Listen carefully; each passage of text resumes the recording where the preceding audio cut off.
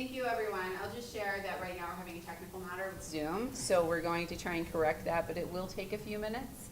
We don't have a quorum as of yet, so we're unable to even start the meeting without the hybrid option, but we will convene shortly. Thank you. Do you know what the password is? Oh, that is easy, yes. Capital T.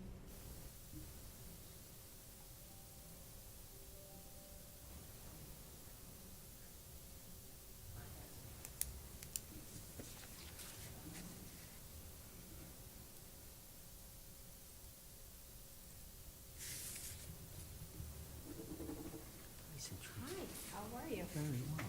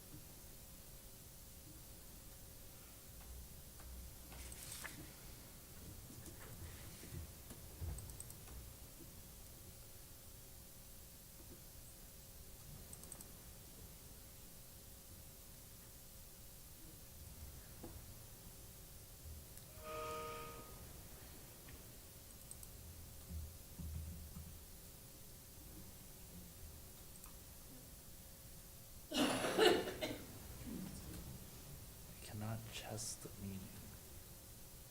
What kind of an autocorrect is that? What's that? Laura just emailed, the subject says I cannot chess the meeting. Must be a weird autocorrect. So she must But, be yeah, coming by Zoom too. I told her Okay. to check the website for the updated link. We can even send a special email to kind of figure out where they get this link. Do you want me to send the link to the other two board members? Laura and Corey? Okay. Okay. You know how it works. So I have, So they're all good. We can convene once they oh, enter. wait a minute, I think I opened up. All right. Okay, first page, As did you soon do as the we blue? start to see, at least the two board members, so what we've done this evening, the Zoom link that was posted was Yes, created. okay, gotcha. That- We have a Thank quorum you. in the building. Oh, we do? Okay, great. So what's happened is the Zoom link that was posted on the website up until now is inaccessible. So what he did is he created a new Zoom link. He emailed Laura, and then he's also updating the website. So anyone that's looking to join now through the website. You didn't miss will much. be great. Okay. That's good. All right. Great. And Patty too. Oh, yeah, Patty too.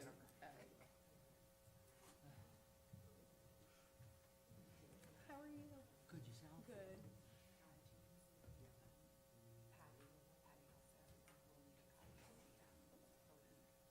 Or if you tell me where to find it, I can find it.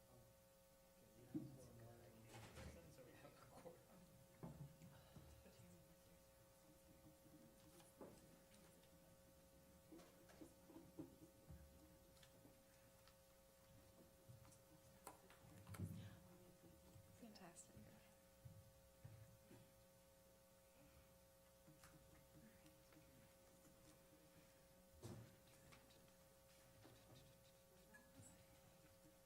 Hi, how are you? I'm good.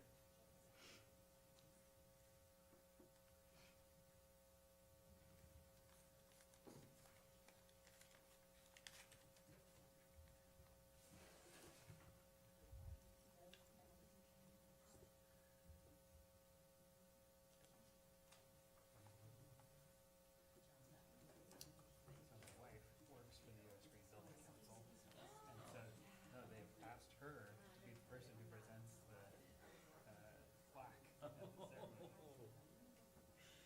I said, we can both go. That's so funny. Crazy British party. Okay, I'm gonna wait for James to give me the go-ahead. Okay. You're all set, James? Yeah. Okay, and if Seeing it is all ready, I will go ahead and call to order the Board of Supervisors' regular meeting for May 2nd, 2023. If we could all rise for the Pledge of Allegiance. I pledge Allegiance to the flag of the United States of America and to the republic for which it stands, one nation, under God, indivisible, with liberty and justice for all.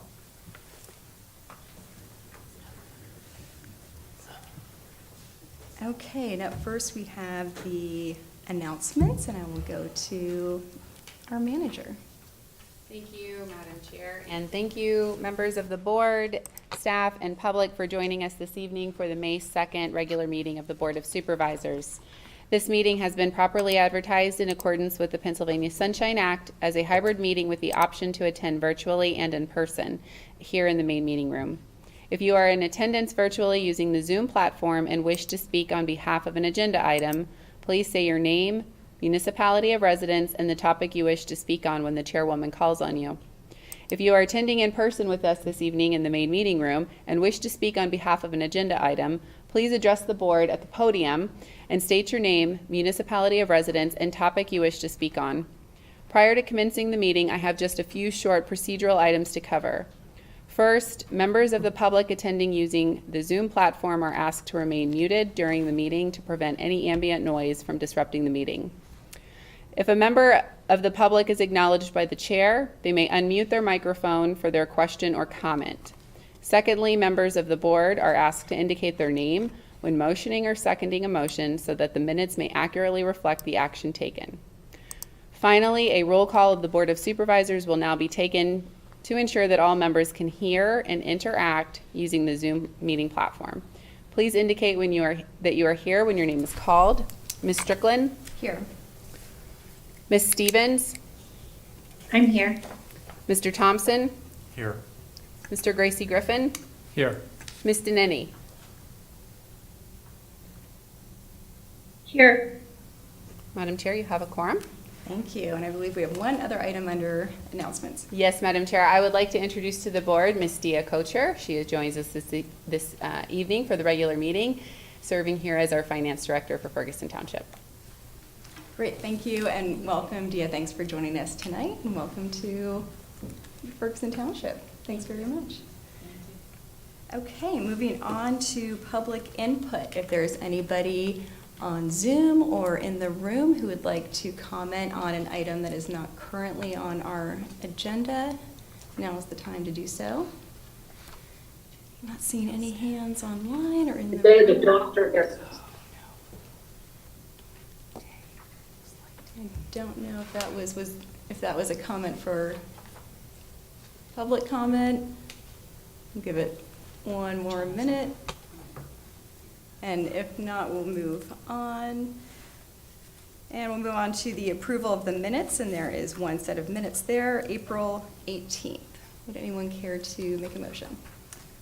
I move that we approve the April 18th, 2023 minutes. I'll second that. Thank you. Any changes or corrections to those minutes? Seeing none, all those in favor, please say aye. Aye. Hi. Any opposed, say no. Okay, thank you. Now on to authorities, boards, and commission reports. First up is our Parks and Recreation Authority report with Mr. Bill Keough.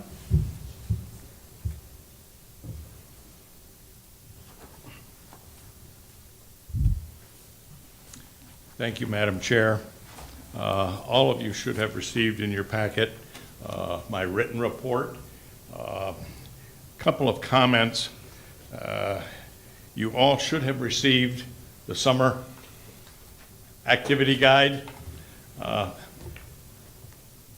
Staff does an excellent job of informing the public of what the Center Region Park and Recreation activities are that are available to them, and this is no exception. This guide was well done and well presented, and I think the thing that surprises me most, only because I didn't think of it this way, but if you looked at the entire year, not just one season, this only represents one season. If you look at the entire year for the Park and Recreation program, it is pretty impressive with regard to the number of activities and options that are made available to the citizens of the center region, including Ferguson Township. So I just make that comment as an observation that it is pretty impressive when you think about the whole year. One comment in relation to the pool activity. Everybody is always interested in how that is going. And we have started our summer sale for pool passes. And as reported in the written report, 1,132 season passes were already sold through the month of March. And our spring swim lessons have 88 registrants already. So that program is moving along, getting ready. According to the director of our pool program, staffing this year, I think he had indicated to us, was pretty much complete. And that's always a good sign, especially in this period of time where many programs across the country are suffering from a lack of available staff to manage the programs to the extent they want to have it available. Millbrook Marsh, I encourage any of you to drive by the marsh sometime in the next month. We're very busy there. As you know, we have 2 building projects going on. One which is the addition to the education building, and the other which is the welcome center for the marsh. And both of those are underway, and the equipment's in, and it's exciting to get both of those going. It's been several years in the planning for those 2 activities. The big topic at the marsh, of course, is the boardwalk. And it's my understanding that you all, as COG members, had a presentation about the boardwalk and its history at your last general forum meeting, or maybe the next to the last one. And I think that's a very good, that has been a very good document and piece of information to look at the bigger picture that we have to look at with regard to the marsh.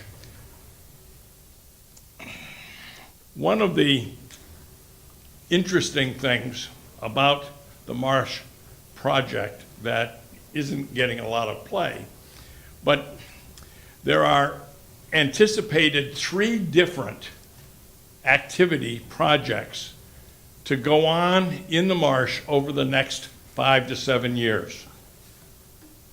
All of those projects involve some disruption in the marsh. One of them is with Trout Unlimited, and they're looking at a stream bank, a restoration project for part of the marsh. A second one is the University Area Joint Authority is looking at, over the next 5 to 7 years, either enlarging the UAJA pipe that goes through the marsh now, or possibly looking at an alternative route that would have less impact on the marsh. And that is being triggered by an activity that went on, or is going on, has not been done yet, in the borough. But it's all connected. So that's the second major project. And of course, the third major project is the repair and possible expansion of the boardwalk. And you've heard about that. Were each of these projects to be moving forward on their own, independent of each other, it would in fact have some major impact on the ecosystem that we have in the marsh. In the case of the boardwalk and the UAJA project, clearly we're going to have heavy equipment in the marsh. And that's a very disruptive environment for a very sensitive ecosystem. In addition, Clearwater Conservancy has its own conservation easement in the marsh. Penn State owns the marsh. So none of the actors involved in the projects are the owners of the marsh property. We certainly have a long-term lease on that, but we are not the owners. And so about 2.5 weeks ago or so, the director of our Center Region Planning Agency, Jim May, pulled together all of the actors in these 3 project activities. We all sat in the same room, looking at each other and talking about how we can work together to minimize the amount of disruption that is going to occur or could occur in the marsh over that 5 to 7 year period. And a lot of that disruption is related to timing. When each project is done, can they be done simultaneously? Can't they be done simultaneously? Are there different areas in the marsh that are disrupted at the same time? Or do we all want to go in to those sections that we share and do it all at once? All of those kinds of decisions are going to have to be made over the next couple of years. And I wanted to let you know that I'm very excited about the fact that we're going to look at marsh projects as a collective, not just one agency, but rather present a picture and a option for improvements that involves all of us together with the same objectives in the end to provide as little disruption as possible. No details on any of that yet. Those discussions are just starting, but you need to know that they're happening, and that we feel that's a very good thing. Whitehall Road Park, been moving along the last few days with the rain. Things have slowed down a little bit on the surface because of water. But everything is moving along as we anticipated in terms of the calendar. There is one issue that I want to bring to the board and to the watching public. We're having some issues at the Whitehall Road Regional Park site in terms of unauthorized access by citizens. The park is not open. The park is a construction zone. And we need to emphasize that while it might be a nice day out, that we're not ready for customers yet, and there is a liability issue. And we do have a fairly significant number of cameras, for example, for security purposes on the property. But I don't think we, the Park and Recreation Agency, wants to get in the business of getting nosy neighbors arrested. We don't want to get in that business. We don't want to work with Ferguson Township Police in arresting people. So we need to get the message out any way we can that that's still a work zone, and we would prefer that they not trespass on it until we're ready. So that to the extent that the township can include that kind of message in their social media or in their newsletter or their website, would be greatly appreciated. I'm sure that we don't have people from Patton Township driving over here to walk around in a work zone. I suspect that 99.9% of all the people who we're having this issue with are probably Ferguson Township residents, and they're probably within walking distance of the facility. But we need to get the message out. That might even include the possibility of sharing that information with the owners of the yard and having their newsletter system possibly get a piece of information out to their residents so that they're aware of that issue. One other quick note, as you know, we're still looking for a park agency director, and that process is moving forward. Interviews are being held, and the big list is now down to a smaller list, and follow-up interviews are happening. Have nothing to report at this point in terms of a selection at this point. Christy Owens is still our acting director, and she assumed that position from her job as the assistant director. Any questions? Be happy to answer them. Thank you. Thanks very much. Okay, questions and comments. I see Laura's hand up, so Laura, go ahead. Thank you very much. Thank you, thank you very much, Mr. Keogh, for your report.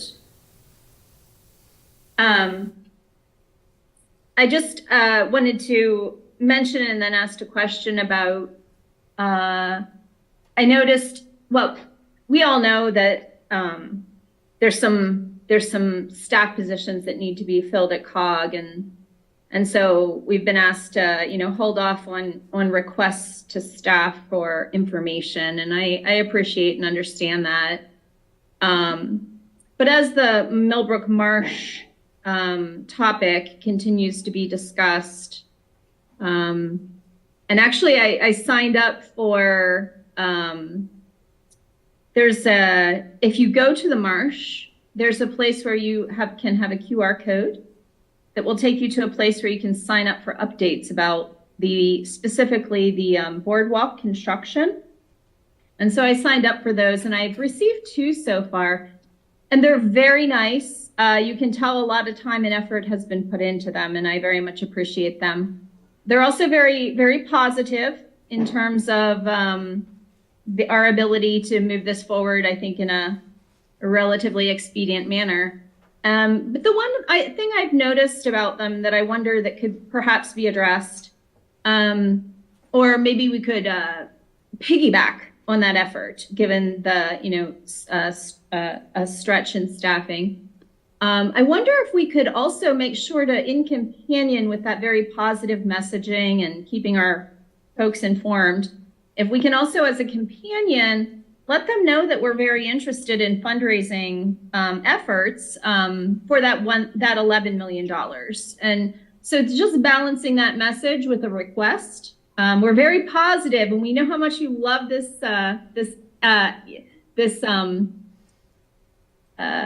facility, this boardwalk that's eased the 50 acres by Clearwater. We love it too, and we need $11 million. Or $6 to $11 million, and here's where you can explore that and perhaps give a donation. So that was just my thought. If we can kind of balance that that update, and then maybe piggyback on staff use with a gentle nudge toward that donation page. Thank you so much for everything. Thanks. Thank you. you. Want me to respond? Sure, yeah. Yeah. Okay. Certainly the cost ask has already had a fair amount of informal discussion. And I'm hesitant to say this, but on the other hand, it's pretty well established that the partners in terms of the COG, that is the townships and the borough, are not in a position to just pick up this funding. That it's going to be a heavy lift, and it's going to have to come from a variety of places. although we haven't specifically said this yet, even in a authority meeting, it's quite possible in my mind that we want to develop a strategy for the funding of the boardwalk. And I don't want to have us get in front of that too early until we have a plan in place that looks at how we can fund ultimately the costs involved. That includes grants, that includes gifts, that includes a lot of other things and a lot of other sources. So I appreciate what Ms. Donini has said, and we're certainly aware of this cost issue. But that is a piece of the puzzle that has not been thoroughly explored, will be thoroughly explored, but at another time. Thank you. Okay, other questions or comments for Mr. Kia? I only had a couple, so if anybody else. Okay. Thanks very much for the report and the written report too. I think that was very helpful. And I think it's great that all those parties are meeting, the Trout Unlimited and Clearwater, UAJ, to work on coordinating. So you didn't have any start times for those other projects, is that?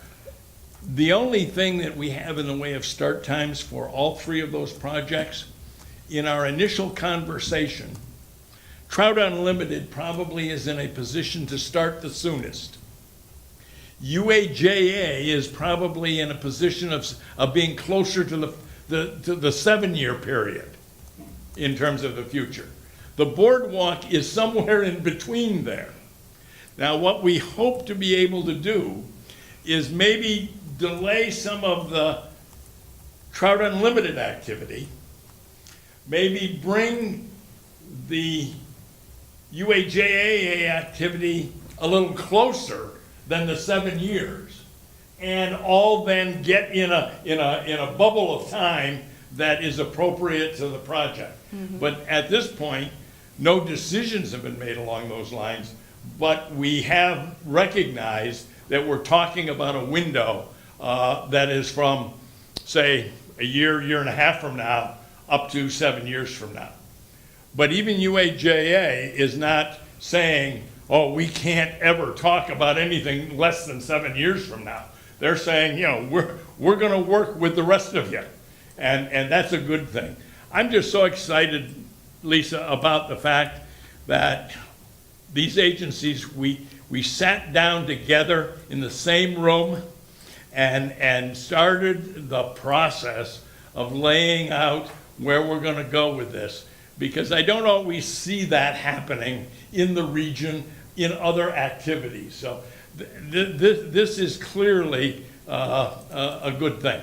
I agree. I think that's very good. It's going to be helpful in the long run. I think, you know, and I appreciate you saying about the funding and the abilities of the municipalities to contribute at this point, and the concerns there. So I'm glad the authority is talking about that openly and already addressing that that's going to be a big concern. And then the other piece of that is that governance piece that's still trying to be worked out, so that we don't, so that we can kind of fix some of the issues that have happened before. So I really hope that those things go in tandem. I know we're going to have the governance committee report coming up here, and so I hope that that is also a part of that discussion at the authority, that, just acknowledging that governance question and those decisions need to be determined kind of along with any kind of funding strategy. So, and at this point, I don't know as the authority is linking the governance piece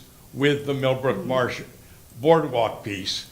There are two efforts aimed at two very different kinds of things that need to be done, but they are going on simultaneously, and that's not without notice. I mean, we realize that they're going on simultaneously, but one isn't dictating the other one way or the other. Okay, well, that's interesting. Thank you for that. like I said, we'll have that governance report tonight, and then we're also going to be looking at the COG CIP, and the Right. boardwalk will be on there later. So, if you're around later on in the agenda, we'll be talking about that as a board, about preferences and thoughts on the timing and the budget of all of that. So Right. we'll get to that. And then I just wanted to ask about the Whitehall Road Regional Park. So is there signage up over there that says, I'm sure there's ample signage. There is but some I just wanted signage. to Chief, ask. can you, Yeah, there's signage and there's fencing as well. So Okay, patrol will be aware, and we will reach out to the yards just as a informational Yeah. for safety and trespass conditions. I think that's a good idea to get that Yeah. posted and in our communications to say it's not open. and when we had that hit of 70 and 80-degree weather, all of a sudden, the world bloomed with people outside, and certainly the opportunity to go and see what's going on there emerged. But I think we just need to work together with the township and try and maximize getting the word out that it is still a construction zone. Yeah. I see Laura's hand just went back up, so before you leave the podium.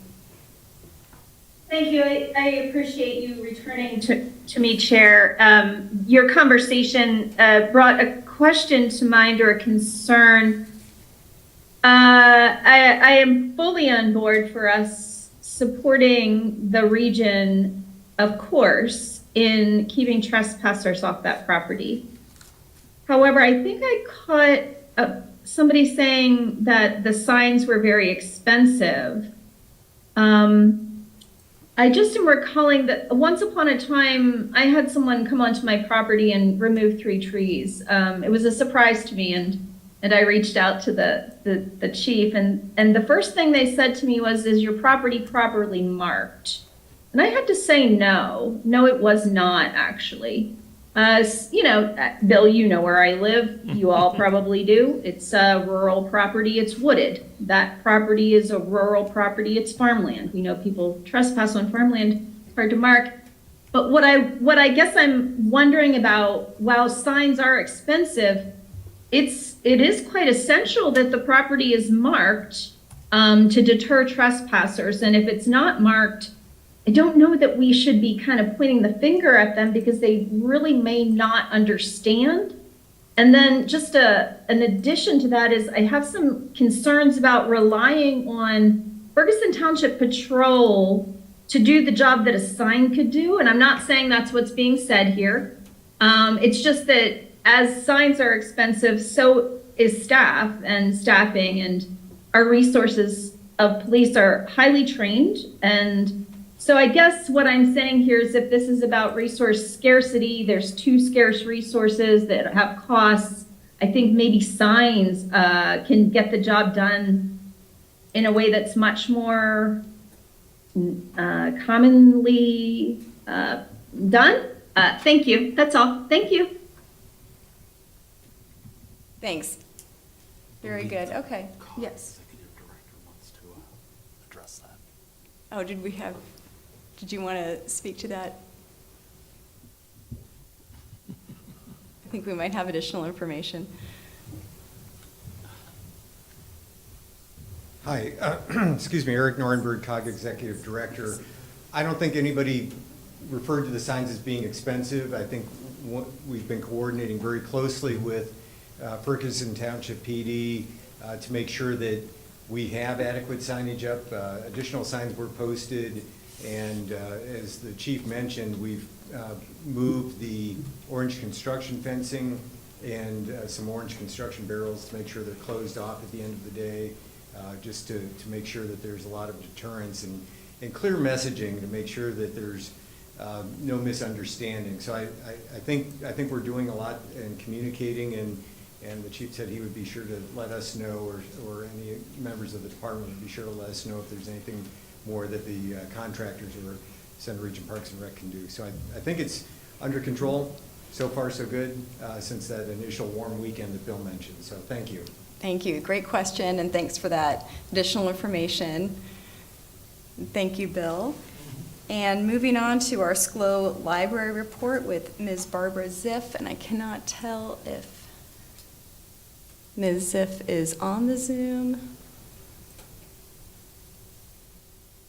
And I guess not that we can identify. So that report was attached for all of us in the agenda. So we'll move on to special reports, and up first is our DEI initiatives and special acknowledgements, and that includes Jewish American Heritage Month, National Asian American and South Pacific Islander Heritage Month, Bike Month, National Fitness Day, Public Service Week, Police Week, EMS Week, Public Works Week, and administrative offices will be closed for the observance of Memorial Day on May 29th. Up next is our Township and Fiscal Responsibility section with a report on CNET presented by Executive Director Cindy Hahn.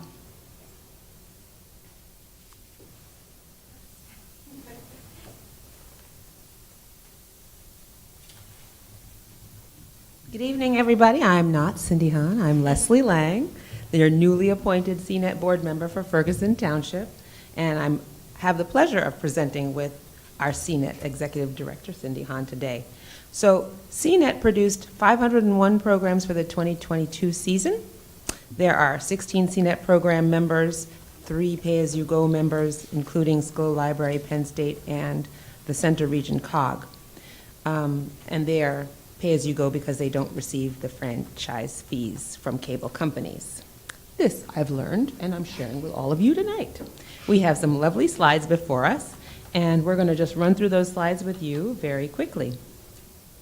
So our participation has remained steady for about 5 years. We have 24 board supervisor meetings, 16 planning commission meetings, 2 board supervisor budget work sessions, and 2 Spring Creek Watershed Commission meetings, a total of 44 programs. I know that seems a lot, doesn't it? Are we excited? I'm excited to learn that. We can go to the next slide. All right, when we come up to our messaging, 83 bulletin board messages are aggregated differently. Our messages are used to advertise our meetings, our agendas, our job announcements, our ABC vacancies, and the board messages are only valued at 1/10 of a program. And we had 83 board messages, meaning 8.3 programs. Now, why that gets important, Cindy's going to go into details about how they calculate our funding. However, the board messaging is really important, and we can do some additional advertising for the Board of Supervisors and the Planning Commissions that CNET creates for us automatically, but we can also submit some additional messages like the job announcements and the ABC calls, and this would help increase our visibility and our recruitment efforts for potential representation. So we have guidelines if anybody wants to know about how many characters those slides can be, and then how we can submit those. Next slide. Okay, and here we have just what we mentioned before. We have 44 programs, the 8.3 bulletin board messages, totaling 52.3 total programs for 2022 for the Ferguson Township, and that means that we spread nearly 10%. So that's pretty impressive as being CNET members, and they appreciate our continued sponsorship. And it was just slightly below that in 2021. So we are on par for our 5 years of programming, with about 10% going to CNET programs. That's 52 overall each year, roughly. And then I think, yes, next we're going to talk about, Cindy's going to talk a little more about how the funding is arranged and how our CNET dues are 10% of the membership contributions. Great. Thank you very much. My name is Cynthia Hahn. I'm the Executive Director. I wanted to just refresh sort of your memory. A lot of you have heard this before. The funding formula of CNET, how your dues are determined for each year, is looking at a 5-year rolling average of the programming that you do. So when Leslie was mentioning, that 9.7%, almost 10%, eventually, if that were to hold true over a 5-year period of time, in the following year, your member dues would be approximately 10% of our operating budget. And so to a great extent, the township is sort of in charge of its own destiny in terms of what your dues will be from year to year. As we gain more members and those members produce more programming, that also has an impact upon your particular percentage.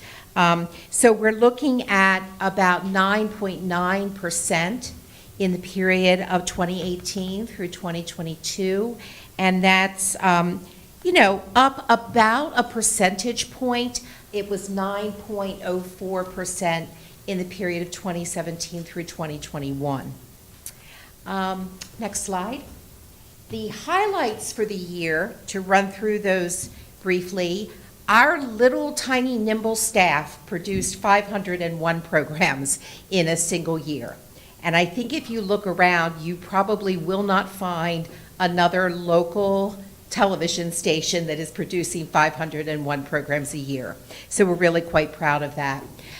Big news on the franchise front is that the Borough of State College, Ferguson Township, and Chantel Communications negotiated a franchise together.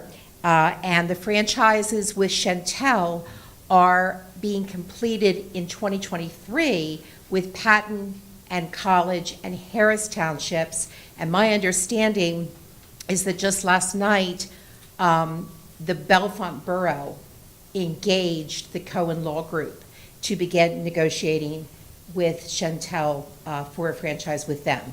So Chantel is definitely moving into the area. We probably will not see a potential for Chantel customers until probably 2024, I would think, till they sort of break ground. That franchise with Chantel will provide 5% of Chantel's gross revenue within Ferguson Township to the township in the form of franchise fees. So it is likely that you'll see a balance. You may begin seeing more franchise fees from Chantel and less from the other cable company. So I don't know if at the end of the day it's going to be a lot more money for you. That's something we just sort of have to wait and see. In addition, there was an agreement that CNET finalized with Penn State in 2022 that committed the university to a minimum contribution each year, and that had not existed before. So they are what we call a pay-as-you-go member. So essentially, if Penn State did no programming, they would have no financial contribution to CNET, and that has changed. So there is now a minimum required contribution for them to be a member and to have a board seat. We had some significant staff turnover in 2022. Half of our full-time staff, if you can sort of wrap your head around what that means to most organizations, half of our full-time staff turned over in August of 2022. We were able to fill both of those positions by promoting from within. So very happy about that. If we go to the next slide, this is a picture of all of our members over the past 5 years. So I have that yellow arrow pointing down there to Ferguson Township. I believe right now the township is in 4th place when it comes to member programming. As a lot of you know, I'm not ever able to give you programming from cable TV. I can't ever tell you how many people are watching on cable. The cable companies consider that proprietary information. What I am able to do, next slide please, is to show you what your viewership looks like in terms of online viewing. So from the basically 14-month period of January 22 to March of 23 or April of 23, the Board of Supervisors were seeing just over an average of 100 online views for each of your meetings, another 59 on YouTube. So a total of 159 on average per meeting. The Planning Commission, which is not streamed on YouTube, that's why there's no data there, the Planning Commission has an average of just about 70 views per meeting during that 4-month period of time. And again, this is not cable, this is only online viewing. Next slide. Just to refresh you a little bit about some franchise basics, you do have 2 franchises. The one with Comcast has been in place for years. You do receive 5% of franchise, 5% of Comcast gross revenue within your township. I wanted you to see in 2021, your franchise fees from Comcast were $250,000, and in 2022, $253,770. So you are not seeing a decrease in your franchise fees from Comcast. Now, some of that may be that the Comcast bills are going up, and so the 5% represents a larger, dollar amount. But I think also if there's some growth within the township, you have new subscribers, and so at this point in time, you are not losing franchise fee money year to year. A subscriber pass-through of approximately 32 cents per subscriber is tacked on to every subscriber's bill, and those are what are known as PEG fees. That money comes directly to CNET for our capital purchases. And that franchise does also include a provision that we are included on the digital programming guide. I have to tell you, I do not know of another franchise in the country that requires that the PEG channel be included on the digital programming guide. That is something very special that we've been able to get into our franchises that is very, very rare. The Chantel franchise is nearly identical to your Comcast franchise. One difference is that even though Chantel does not have a single customer yet, they will be contributing a lump sum of $5,000 to CNET for capital purchases before they establish any customers. That $5,000 is based on population, so we will be receiving $5,000 from the borough, $5,000 from Ferguson Township, and then as other municipalities come on board, they have lower populations. So, for example, College Township, the grant will be $3,000. Patton Township, the grant will be $4,000. So that is structured a little differently. Other than that, really, the franchises are very, very similar. So let me turn it back over to Ms. Lang. I get to be Vanna. Cindy would like me to tell you how and where to watch. So for our viewers, because they do watch more on cnet1.org than they do on YouTube, it's important to remind our viewers how and where to watch. And so on CNET, tune into Channel 7 on Tuesday nights for the Board of Supervisors meetings that are televised live Tuesdays at 7 p.m., Thursdays at 9 a.m., Friday at 6 a.m., Saturday at 12 a.m. And that's important because a lot of people, you think they're not here present with us, but they are tuning in, right? So we want to make sure they have the correct information and that they can find us live or on YouTube. The Planning Commission meetings are also televised at the same time on alternate weeks, and we might start thinking about how to promote them since they are lagging with viewership. Next slide. All CNET programs are available online and on demand at cnet1.org. Meetings are generally online within 48 hours of recording. This tiny, mighty staff gets us up pretty quick, up and running. They are all been chaptered, which means people can skip through to the part of the meeting that they would like to see, or if they have to review in order to make future comments, they may like to use that chaptered agenda. The meetings remain online for a minimum of 12 months. Next slide. So, again, how and where to watch. If you've got Roku, you can set the top box and streaming sticks. You can use the Apple TV or a Fire Stick TV and use that. And we'd like to suggest that there are some keys to increasing our viewership by increasing the visibility of the CNET link online on our township webpage. We might think about moving that up and advertising. Even putting the link in our agenda and meeting packets would be helpful to increase viewership. CNET programming on the township's social media platforms are an outreach, and we might think about how to do call-outs on the media if we have special things like Center Parks and Recs and other boardwalk initiatives that are coming up that need our attention and that maybe we would like to have more people view. Cindy, back to you. One last slide. This is my obligatory nag to please be conscious of the fact that microphones are not magic. You do need to speak rather directly into them at a decent volume. You're not talking to your table mate. The microphone really will not necessarily pick you up if you speak very softly, or if you lean back from the table. And it is important, and Ferguson Township does a very good job at this, credit to the chairs, very important that you insist that all presenters and members of the public who wish to make public comment and speak to the board come to the microphone rather than simply make their comments from their seats. So that is also very important. But as I said, Ferguson Township does do an excellent job of that. So I think that completes our presentation. We'll be happy to take any questions. Thank you so much. Questions, comments for our presenters? I'm looking. Jeremy, go ahead. I don't necessarily have a question, but I just wanted to throw out there, I had got a communication during the presentation, it appears maybe Channel 7 was off air. Well, I will mention that to the producer.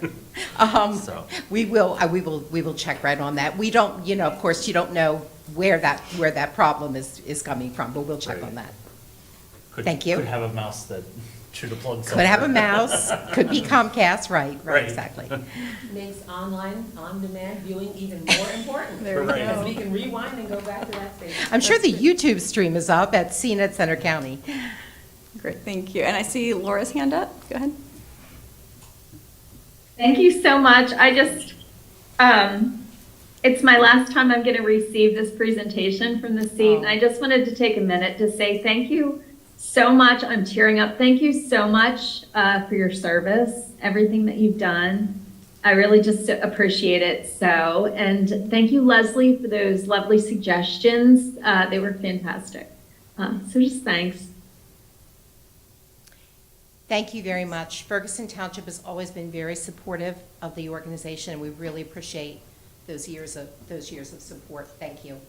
And we thank Cindy and her staff that are faithful to us every week in coming, along with our own financial support, because together we keep Center County residents informed and provide transparency and accountability about our local government. So thank you.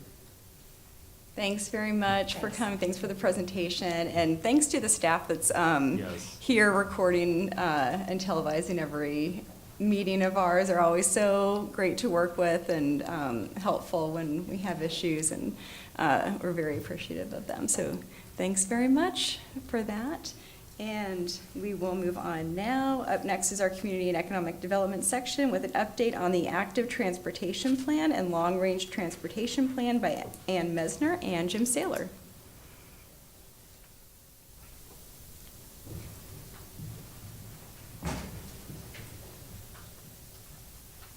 Good evening, everyone. I will try to speak loudly. I'm not known for doing that.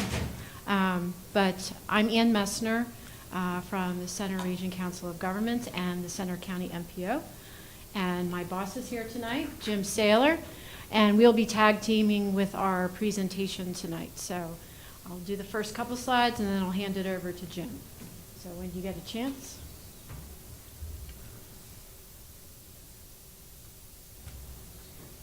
Great, thank you. Oh.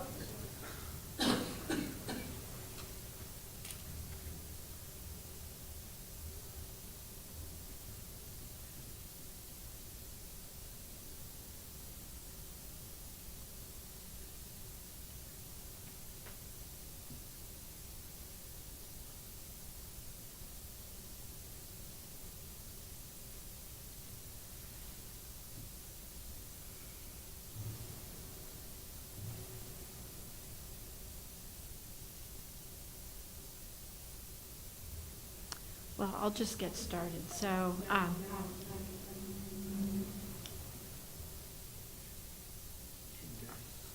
okay.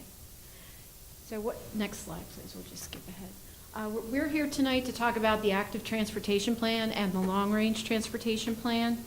I'm a transportation planner, and my role with the MPO is bike ped as well as safety.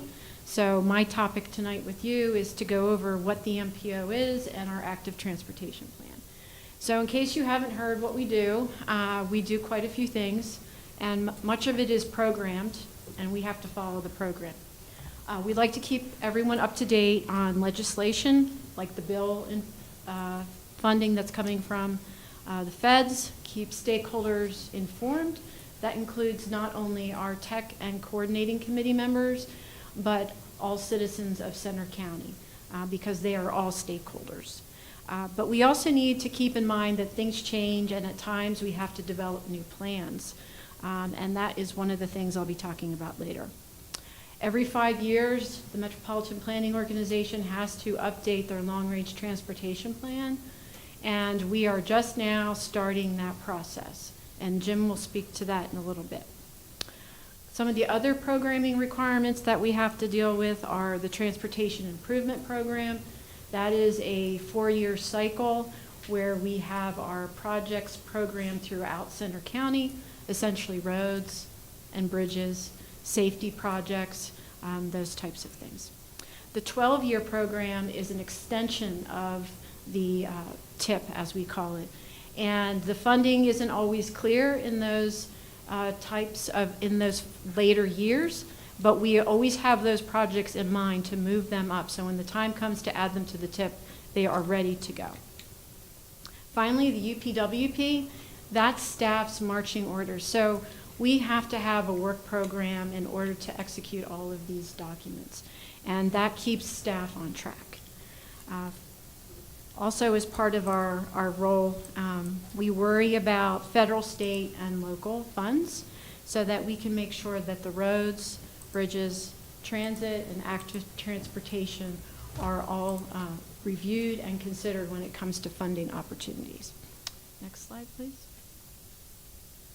So my role right now is working on the active transportation plan. We're calling it ATP. There's a lot of different versions of what this is out there, but that seemed to be the most encompassing because there's a lot of different definitions of what active transportation is. We received $180,000 from PennDOT for planning funds in order to do this plan. And as part of the budget, the MPO contributed $20,000, and that is part of the budget that the county municipal stakeholders have contributed in order to get this plan off the ground. So we're very appreciative of having that. Part of what we're going to do is use the plans that already exist. Ferguson Township has mobility plans. We're going to include those. We're going to include county efforts as well as other municipal efforts to basically assess what all the work has been done to date and expand upon that. So Center Region has a very robust planning set of municipalities, and it's bike and ped, and we need to go beyond the Center Region municipalities in order to expand the options for these forms of mobility.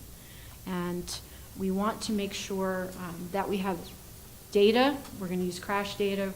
We're going to review existing conditions. We're going to look at how we can close the gaps, but we also need to have stakeholder engagement. So we're still working on the details for that, but we're hoping for in-person and virtual stakeholder engagement, including an online survey that people can look at and provide feedback. With all that work, we're hoping to have project lists that include bike and ped and wheels, with the idea that we can prioritize them and use our municipalities as a sounding board for that prioritization. This is an aspirational plan. This will not happen overnight. So we think that this is the first of many plan iterations that will occur over time. So we also want to have an implementation plan as part of this document. Next slide, please. So what are the modes? I think I already said bicycle and pedestrian, but we also need to worry about transit access because everyone, for the most part, when you go to get to a bus, you have to walk. And there are challenges with that in certain parts of the county, as well as wheels. So what do we mean by wheels? Well, that could be different things to different people. It could be scooters, it could be wheelchairs, it could be buggies in certain parts of the county, and it could be ATVs. We haven't narrowed it down as to what we're going to try to include in the plan because of the variety of interests with all 35 municipalities. I am visiting almost all of them so that I can get this project out and people can start thinking about it, with the idea that we will get good feedback when the time comes for filling out those surveys. So I'm going to hand it over to Jim. All right, thanks. As Ann mentioned, my name is Jim Saylor. I also work at the Center County MPO. And as she mentioned, right in the heels of the active transportation plan, we're going to be working on an update to the region's long-range transportation plan. So the long-range plan is kind of the strategic plan for the MPO. If you think of the TIP or the TYP as our to-do list, the long-range plan gets into the reasons why those projects are the right ones to do. Overall, it looks over a longer timeline. You have to look at least a 20-year time period. You have to account for all of the funding that you're likely to have available to you over that time period, and then it gives you the opportunity to program a suite of projects with that funding. They also ask that you do an assessment of the transportation network, how well it's operating, and what the impacts of those projects that you program are likely to be on that over that longer time period. Where the ATP focuses on bicycles, walking, and other pedestrian needs, and the interconnection with transit, with the long-range plan, we're getting into the entire transportation network. So that extends into cars and trucks on the roads. It includes rail traffic, it includes aviation, and just every part of it. Next slide, please. So this is a quick summary of some of the aspects that we expect to be spending time on in the update. As with every update, we're hoping to bring more data into the process and bring it in earlier. And we're hoping to do a better job of communicating some of the projects that are already committed and moving forward in the process. Long-range transportation plans, as Ann mentioned, are significant undertakings.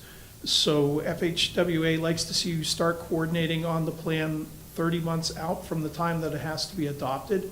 That timeline for us passed in March. We had our first kind of kickoff meeting with our partners at the district and FHWA to talk about our scope and our assumptions and our timeline and how we're going to move forward in this. Next slide, please. One of the big innovations in our last update were the local workshops. We conducted over 48 conversations talking to boards, commissions, and all 35 municipalities between 2018 and 2019. It was a formatted conversation. It brought in a tremendous amount of information and not just concerned with basic transportation needs, but also trying to get a good feeling for how our municipalities operate, what the challenges they face are, and where the opportunities were for collaboration. Like I said, it brought in a tremendous amount of information, but we weren't able to capitalize on all of that in the update. So one of the things we learned in the time since that update is that while it's important to have this conversation with our municipalities and our other boards and commissions, that we might gain more use out of that by having a shorter, more frequent conversation. So that's what brings us out in this round, and it's also what we hope will be the first of a cycle where we're coming out about every 2 years. And so you're not just hearing from us every 5 years when there's a long-range plan update, but every couple of years, so we can keep a little bit closer tabs on what's going on in your municipality and provide a little bit more current information about what's happening at a countywide or regional level. Next slide, please. So if we aren't exactly recreating that effort with our outreach, what are we doing? Well, we're trying to bring, as I mentioned, more data to the process earlier in the cycle. Sometimes what happens with long-range transportation plans is you get a very strong analysis effort that takes in lots of technical data and tries to provide good summaries and good indications about what the needs are, but that's conducted on almost a completely separate track from the public input, and it's only when you get to the very last stages of the plan that those are married up and you hope for a good match. What we'll be doing with this iteration is trying to bring some of that base data into the process a little bit earlier, so that it's informing the input that we get, and so that we get a chance to have an early reaction from our stakeholders about the trends, needs, and conditions that we identify, and give them a chance to ground truth our perception of the problems before we jump ahead to the solutions. So, next slide, please. So in keeping with that, we did want to make sure that we gave you a chance to provide some input tonight and tell us what some of your higher priorities were. The last time we came out and talked to the township, the Northland Mobility Study was underway. The Pine Grove Mills Small Area Plan was at a more conceptual stage. We wanted to make sure you had the chance to direct our attention to some of the outcomes of that, or even to other corridors. So with that, if you've got anything you'd like to draw our attention to. Thanks so much. I'll go ahead and thank you so much for both presentations and ask for some comments on this question. Whoever wants to kick us off.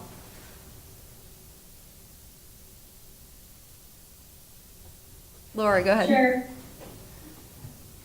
Thank you, Chair. I actually wanted to defer to you if you would take the lead on this, because you're the MPO rep. If you don't mind taking the lead, I probably would have some comments to add, but I'd appreciate it. Thank you. Yeah, absolutely. I'll share my list, which I didn't get quite down to 3, but it's pretty close.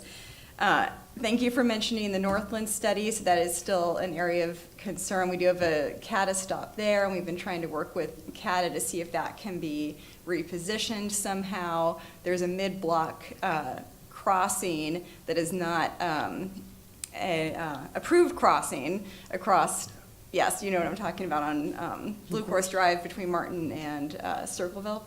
And so we've been working on that with CATA and trying to make that a safer area and safer onboarding for those bus passengers.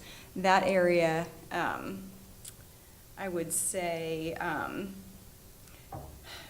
in Pine Grove Mill, so just keeping with our mobility studies that we've conducted, the flashing red light at the intersection of 26 and 45 continues to be a concern. We've done another traffic study there and have improvements planned.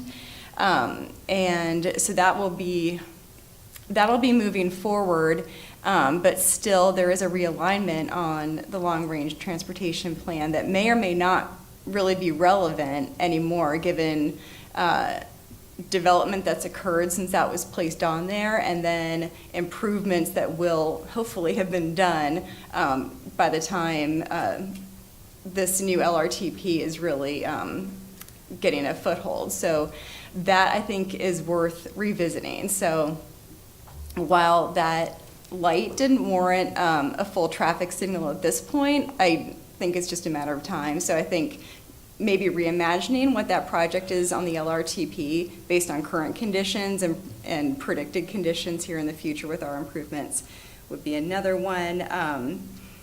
And then also in Ferguson, so these are local roads, but our Nixon Road and Whitehall Road intersection, where we have enormous stop signs, and yet we still had a very, very severe accident very recently at that intersection. So, looking to, continue to address that. So it's, it's a rural intersection, and it needs some new attention. So those are my 3 for in the township, and I'll turn it back over to the other board members if they want to comment on any of those or add to those.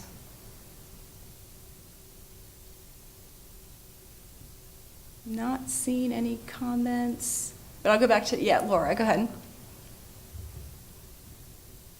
Hi, sorry, I wanted to make sure I gave others an opportunity. I agree with everything that the chair has mentioned first. I think that one reason I've been really focused on Pine Grove Mills is in particular the mobility issues there. It's somewhat unique, but not completely unique. I'm probably using that word really wrongly. So the TSD has similar issue, but I personally think that the property sizes and whatnot there result in less of an issue. But that's just me. So, but I would piggyback on what Lisa's saying about Pine Grove Mills. The West College area, which we're right now doing a zoning rewrite for, there's some pretty significant pedestrian, vehicle, bicycle type interactions in both of those areas, like on North Atherton. Last year, I had been talking about how I think our ward system is really cool and how that in each of the wards, there's a population center that has a PennDOT road that runs through it that we're always focused on.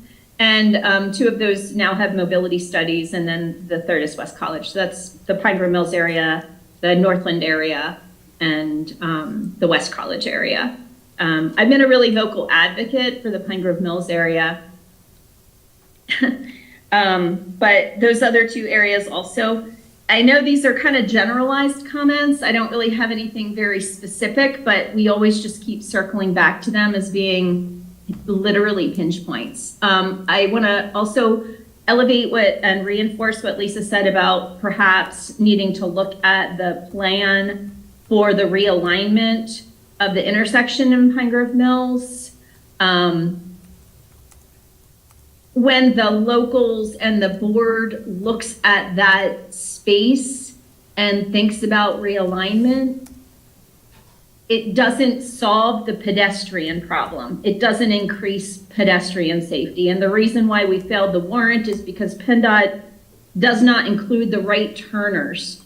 But all of the people crossing the street, the right turners, they matter a lot. So we have these intractable problems in places like that, right? I don't know how that we solve them. So very general, but those are the kinds of things that come to mind that I think that we need support and maybe creative solutions. Last two little detail things. One, I think it was in 1991, there was a road that was placed, I think it was on our official map, that came out of some sort of township-wide transportation study, and I've always questioned why it was there. So it connects Fox Point to Whitehall and runs parallel to Nixon. And so I would ask a question, is that still necessary? Is that the wisest choice as we, have developed? And then the other item is, and last one, I promise, the connectivity of bicycles to Pine Grove Mills. So the board had placed on one of our official maps, one of the times we revised it, a connection, an envisioned connection between Whitehall Road and Pine Grove Mills. The reason why we did that is because Pine Grove Mills is an isolated entity that wants to be connected to, the center, State College area for many reasons. But there's so many ag easements all around. So it's difficult to, I don't think it's impossible, but maybe difficult to do a bike type of a thing there. So if we could have any kind of a help with connecting Pine Grove Mills to the rest of, the regional growth boundary center for bicycles, that would be also wonderful. Thank you. That's it. Thank you. Thanks very much. Other comments?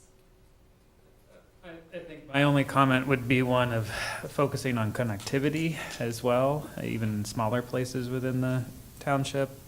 I can think of even just how our bicycle paths often have to cross major streets and don't do those at intersections. You can think about Science Park Road, which connects one part of our township to another, to the major network. that is not a place where I feel safe letting my children cross without me right now, just given that cars rarely stop as people are waiting to try to cross there. So that then is reducing the ability for folks to use their bicycles. So I think if the plan is to increase that, I think we've got some great paths, but then they run into our roads, and those intersections aren't great.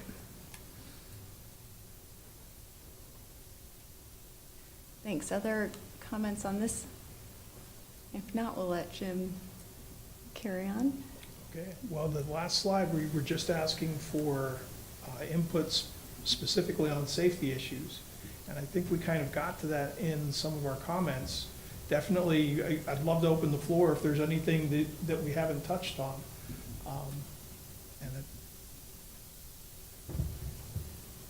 Thank you. And Jeremy, do you want to go?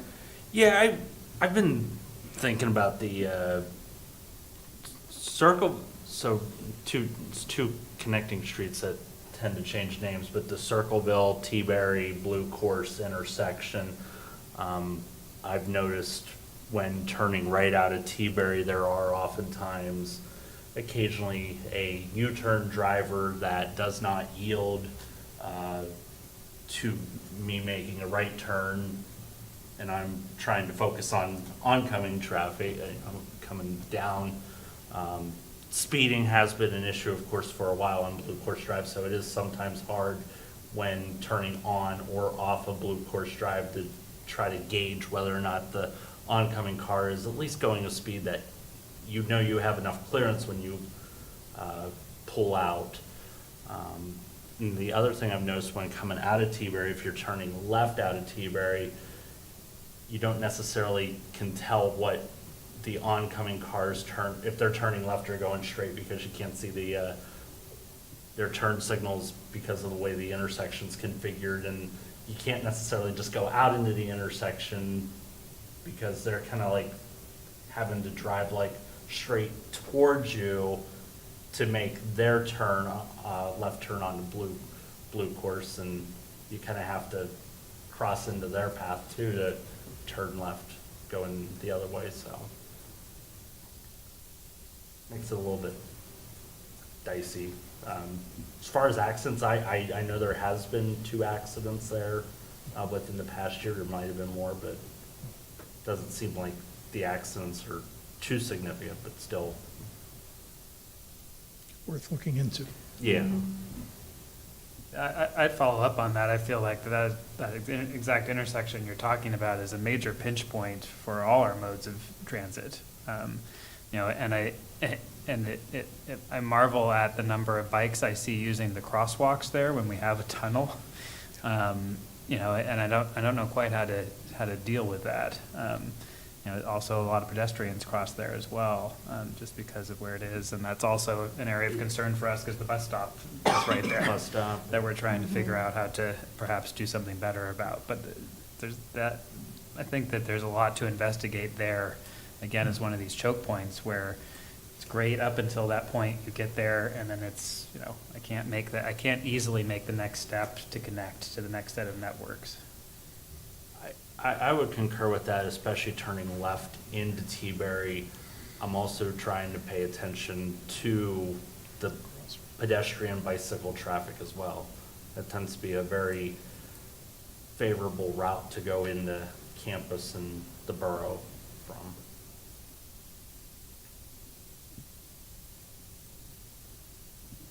Thank you. Okay, other comments on this? I'm not seeing any, so we'll go back to Jim. All right, well, just the very last slide then is our contact information. I very much appreciate the input tonight. You will hear from us again with a 2-year cycle. We hope to be coming out and talking to you just after we've adopted the active transportation plan and before the long-range transportation plan wraps up.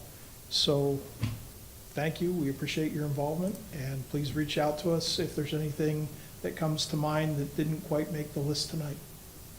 Thank you. Any other comments? double check? Yes, go ahead, Yes, Jamie. I Yeah. will make Maybe this there one might be comment more. because it would not be like of me to not make this, but I have been communicating a lot with other residents and even other elected officials in the area, and there does seem to be an interest in having more of a discussion of how we connect our residents to train travel. Right now, really to get to any passenger rail service, you gotta go to that, and I've noticed even the options for like bus connections to that have became rather limited. And well, yes, it would be, I don't think some of us that are in support of train travel would be, we would be delighted to see a train actually come into town, but just being able to simply get to the train without having to necessarily drive or find other logistics to get there would be definitely favorable. All right. Thanks, good point. And I'll just, thank you both for coming. As I think everyone can tell us, it's very complicated, all these plans and all the requirements that the MPO has to work within and manage. And I think one thing that's also great about the active transportation plan is getting some of these things on paper and planned out will help with funding in the future. And so I think that's going to be really positive. And the MPO is currently working on a strategic plan, and I think that's really going to be helpful too in some of the things that you spoke about, you know, the engagement and especially in some of those outlying municipalities outside of the center region and that coordination between the technical committee and the coordinating committee. So I think that will be very, very helpful moving forward. So thank you again. Thank you. Thanks. Okay, moving on to COG and regional committee reports. And up first was the executive committee, and we referred the CIP to the municipalities and canceled the April meeting. So that was the extent of that meeting. And then up next we have the Parks and Recreation Governance Committee meeting with Patty. Thank you. Thank you. There's really nothing to report other than the fact that we, there had been a request for proposals that had been put out for a moderator for the group. And I think there was one response, so there were many that said, yes, it's something we could do, but they didn't have the bandwidth right now to do it. So there was one in particular who was at our meeting. It was a Ms. Hass, and she had read through some of the documents and heard some of the concerns from the committee members. And so at this point, we're just waiting for COG staff to work out the details with her, and we won't be meeting again until that gets in place. And that's all there is to report there. Okay, thank you. Questions for Patty on that report? And not seeing any. So no other committee reports, so we'll move on to staff reports, and up first is the manager's report. Provided with the agenda, you'll find the manager's report, and I'm happy to answer any questions. Thank you. Questions for the manager on the report? Seeing none. Up next, we have the Public Works Director report. Anything you'd like to highlight from that? Nothing in addition to report, Madam Chair. Thank you. Questions for Mr. Modricker? Yes, Okay. I did see there was some mention of sign replacement. I was wondering if that may even include some overhead signs. I've noticed the Valley Vista Science Park as well as the T-Berry and Circleville overhead signs appear to be in rough shape.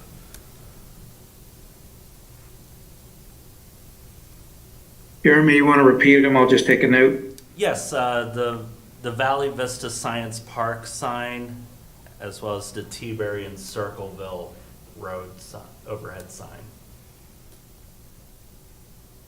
Yeah, I don't know that there's any overhead traffic signal signs that are on the list, but I can take a look at them. All right. questions for Mr. Modricker? Yes, Laura, go ahead. Thank you. And I was thinking I might email this, but then I hesitated, and so I'll just ask here. You may not know the answer is my point to saying that. There was an apparatus that was connected really securely to one of our signs over maybe 2 weekends ago. And I just wondered, it was on North Atherton. I just wondered, it was connected so securely with large chains and like a lockbox, and there was a large pole with a device at the top. There's so many of these kinds of things. I feel it's a bit unfair. I did snap a picture, which I could email if that's the preferred method. I just wondered if that's something you know about, if you did, or if that's something PennDOT might have done, or maybe a third party, or if you know anything about that. It was at the corner of North Atherton and I think that's Aaron, or it's real near Aaron. was real near the Martin. Best Buy there. Martin and Atherton. There was also one at Viro and Waddle. Huh. My description, Yeah. it was I'll enough check. for you, Jeremy. That's remarkable. Yeah, I'll check. I didn't see them. They may be traffic counters, but I can look into it. Thanks so much. Mm-hmm. Thank you. Thanks. Other questions for Mr. Modricker? Seeing none, next up is the Planning and Zoning Director report from Ms. Wargo. Anything you'd like to highlight from that? I have nothing to add, and I'm happy to answer any questions the board may have. Hey, questions for Planning and Zoning? And not seeing anything, so we'll move on. There is no unfinished business. Next is new business, and first up is the consent agenda with a number of items, including a resignation from the Zoning Hearing Board and one from the Tax Review Board, 2 appointments to the Zoning Hearing Board and 1 to the Tax Review Board, contracts, and the voucher report. Would anyone like to pull anything from the consent agenda for discussion? And seeing none, we'll take a motion to accept. I move that we accept the consent agenda. Is there a second? This is Patty, a second. Thank you. All those in favor, please say aye. Aye. Aye. Any opposed, say no. Okay, thank you. Then up next, we have the review of the Center Region Council of Governments Capital Improvement Plan, the CIP, and we'll go to Ms. Martin for the introduction. Thank you, Madam Chair. Provided with the agenda is a brief narrative, just summarizing that provided with the agenda is a copy of the 2024 and 2028 Capital Improvement Plan for municipalities to review and comment. Facilities and Finance Committee members provided feedback, which has been incorporated into the document that's attached to the agenda. This evening, we have the Executive Director of COG, Eric Nordenberg, with us to answer any questions the board may have following their review. Thanks very much. Okay, so attached to this was the comment guide, which went through by section. So I am just pulling it up. And my thought was to go through it with the comment guide. So to go through section by section and us to give our comments, see if we agree on submitting that comment, have some discussion about the items we all flagged for discussion, and just work through the comment guide like that. So seeing no immediate objection to that, we'll just start. And I'm going to try to manage a couple different documents here while we're going through all this.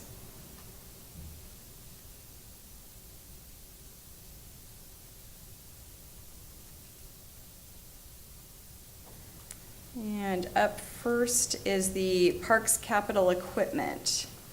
Did anyone have comments on that item? Yes, go ahead, Patty. Thanks. Just my question or comment is on some of the parks capital equipment. Some of the mowers or the aerators or things like that. There seem to be a couple of different pieces being purchased. And I was just wondering if one piece couldn't get attachments? Like, does it need to be two separate aerators, or like, isn't one, can you buy attachments? If I kind of looked online at some of the things, it seemed like there might be able to be attachments you could purchase for some of these pieces of equipment, just to help defray some of the costs, but Okay. that was my only comment. Thank you. And then I'll look to Mr. Norenberg. If you have comments, you can come on up if you have some guidance or input to give as we come up with some questions and comments that could maybe field them a little bit. Thank you all very much, Madam Chair. Good evening, supervisors. I don't know the specific answer to the one that Supervisor Stevens asked, but I can tell you that over the past couple of years, we've seen significant challenges in the supply chain in replacing a lot of equipment. Much of the equipment has had to be extended and stretched to last more years than was originally anticipated. So in terms of the types of equipment and what's compatible with those pieces we do have and which are no longer functional, Jim, I think, does a pretty good job of trying to keep things in the fleet, so to speak, as long as possible, and replacing only when absolutely necessary. So we do try to project when we think something will need to be replaced, but if Jim thinks he can get another year out of it and that works in the time frame for purchasing, he'll push that out another year in the 5-year replacement schedule.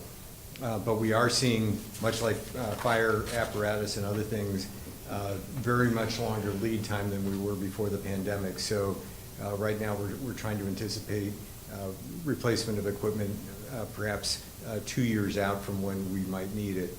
We're also spending a lot of time within Parks and Recreation monitoring and trying to assess when equipment that can be purchased that will be powered by electricity will be available. I know that's been a concern of this board and others in the past, so we are trying to focus on keeping an eye on that, as well as we plan to be working with the townships and the borough to look at when we can and when we will need charging facilities in parks as well. So that's part of our longer term strategy, and that's something that the new Director for Parks and Recreation will be working on with the Parks Manager as we go forward, as well as with our sustainability staff. So that was a long answer to that one question, but hopefully the rest won't be as long. So thank you. Thanks. And you're welcome to stay up there, because I think we'll be going to you for some things. Corey, go ahead. Madam Chair, can I take a step back? I have a sort of general question first that will help me as we go through the things step by step. I guess my biggest question is, as I'm looking at the graph that was presented at the beginning of the report that looks at shares by municipality, I guess I would just like as I'm looking at increases from year to year, they seem very reasonable, except as we jump up between 2024 and 2025. Most of it seems like 4% increases that I could understand for inflation or other things. I'm curious as what's causing the 15% increase in that 1 year right now. Is there any one thing that you can point to that we'll see as we go through the sections step by step, or is it just a combination of factors that year that's causing the increase?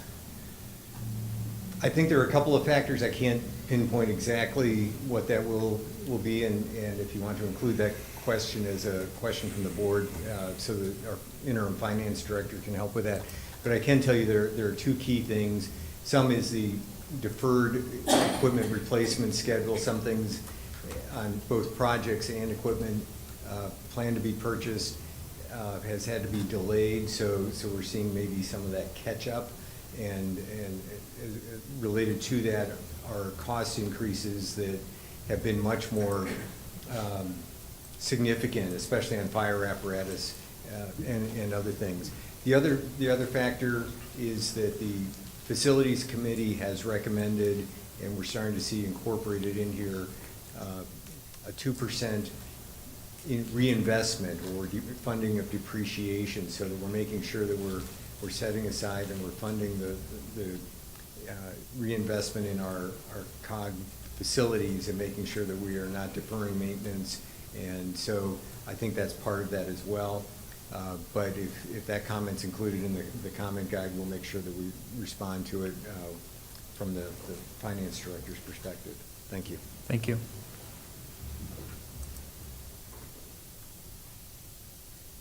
Thanks. So debt is not included in that shares by municipality graph, is that right? Which page are you on? 2.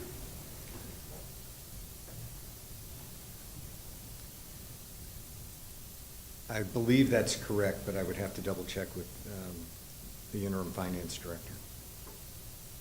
Okay. Yeah, that would be a question, okay.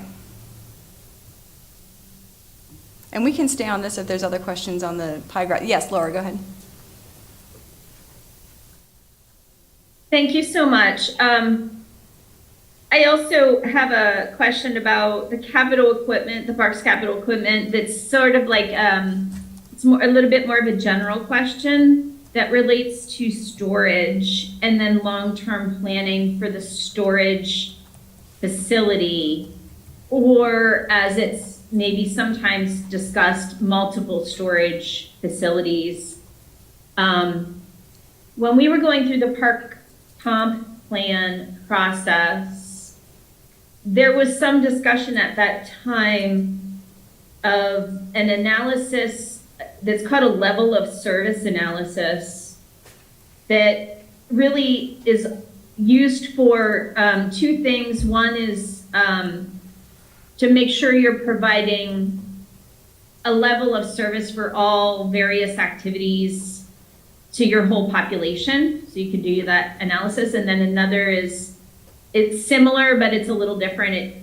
It's how your equipment gets to its storage facility. So we, I think, haven't yet done that. But my question is, as we look at the equipment, we have a fair amount of investment in equipment, and then we have a lot of staff that drive the equipment around various places, various needs. And then we recently implemented Tracer.